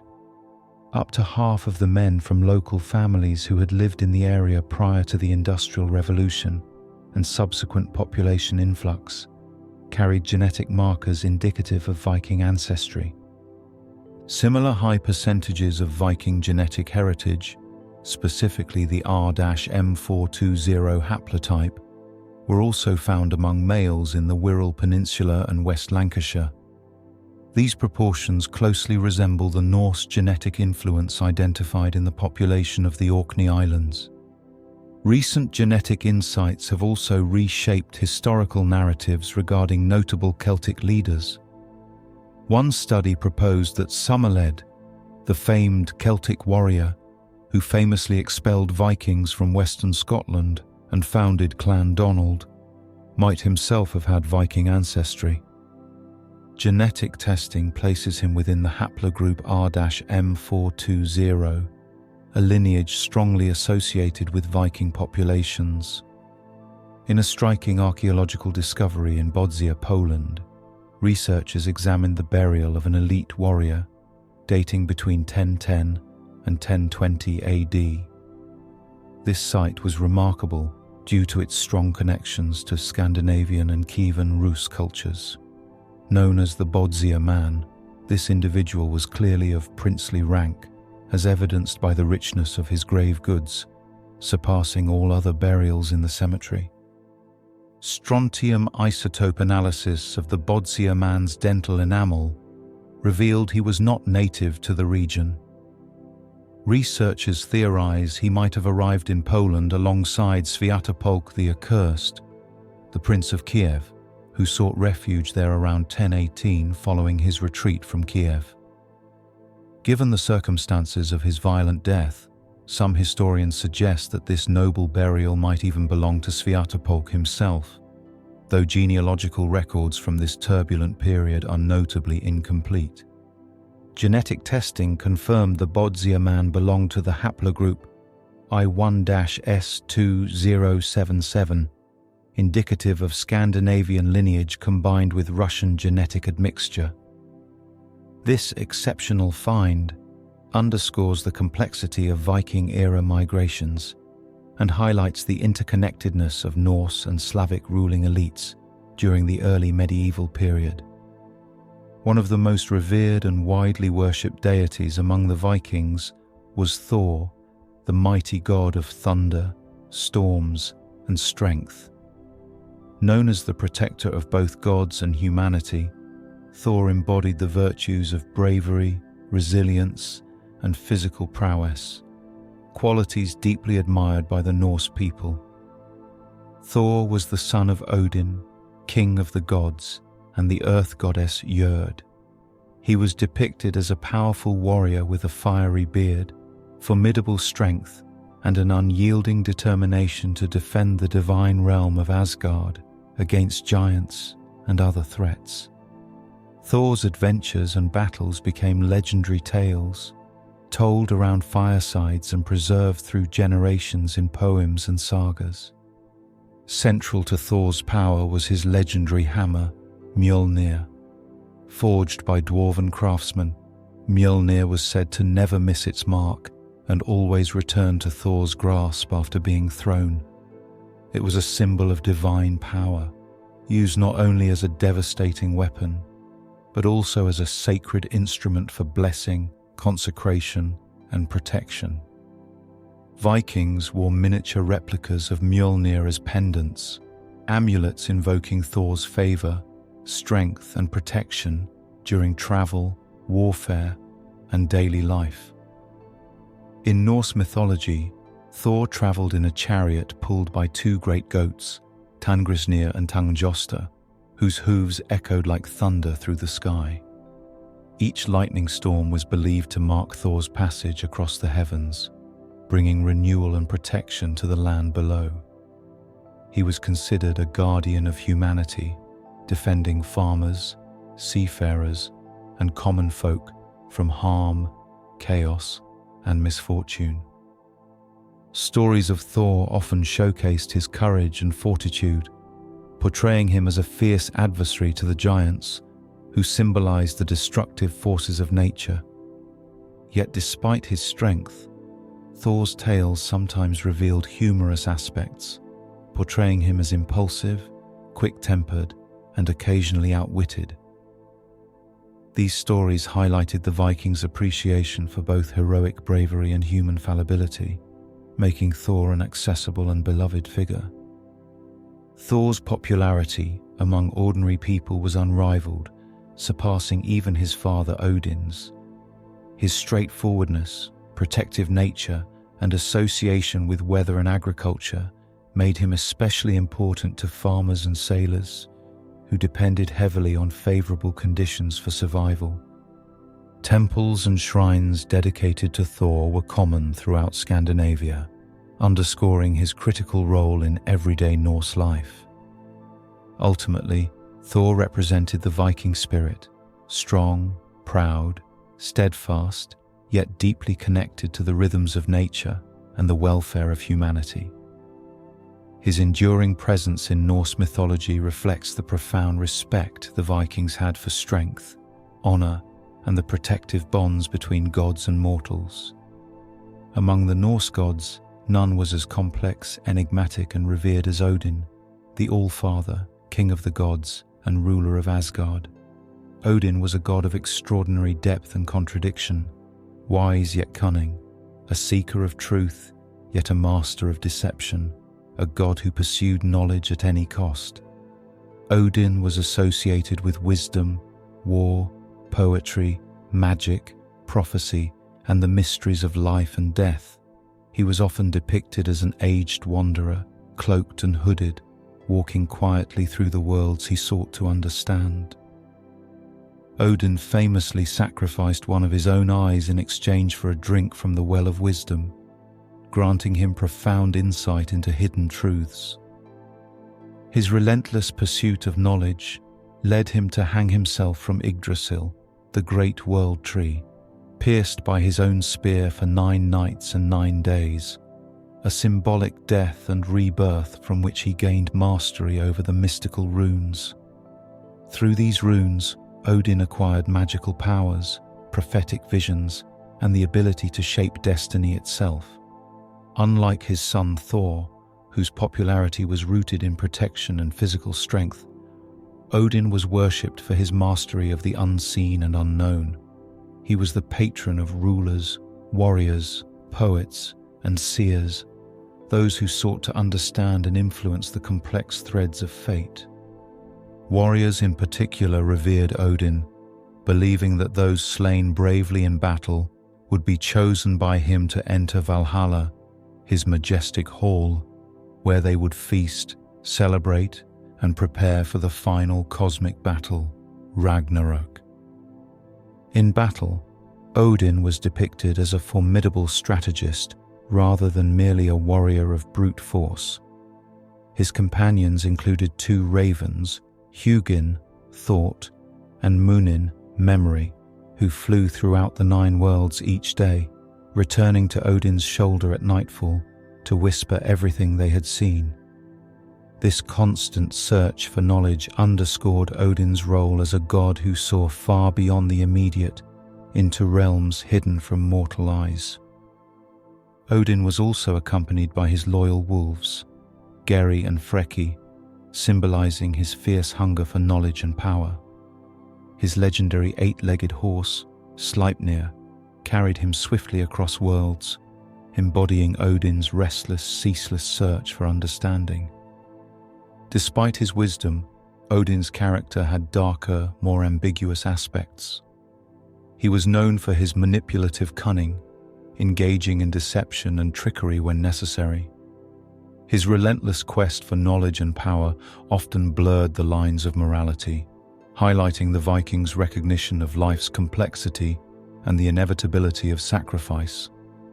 Temples and shrines dedicated to Odin were central to Viking religious life, particularly in places associated with royal power, law, and governance. His influence extended deeply into Viking society, informing their view of leadership, honor, destiny, and the inevitability of change and death. In essence, Odin symbolized the Viking spirit's most profound dimensions: the quest for wisdom, the bravery in facing fate, and the acceptance of life's mysteries.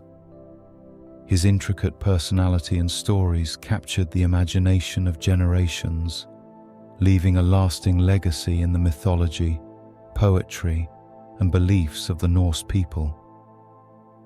In the richly layered world of Norse mythology, the god Freyr held a cherished place among the Vikings as a powerful deity of fertility, prosperity, and harmony. Known as the generous bringer of sunlight, abundance, and peace, Freyr embodied the essential connection between humanity and the fertile earth. His gentle yet potent influence extended beyond mere agriculture. He governed the delicate balance between nature's cycles and human existence, promising bountiful harvests, flourishing livestock, and lasting tranquility. Freyr's origins lie with the Vanir, a group of gods closely tied to the earth, fertility, and natural abundance. After a great war between the Aesir and the Vanir, Freyr was brought into the Aesir family as part of a divine exchange, merging the two realms of gods into a unified pantheon. This blending of lineages symbolized harmony and cooperation, mirroring Freyr's own benevolent nature.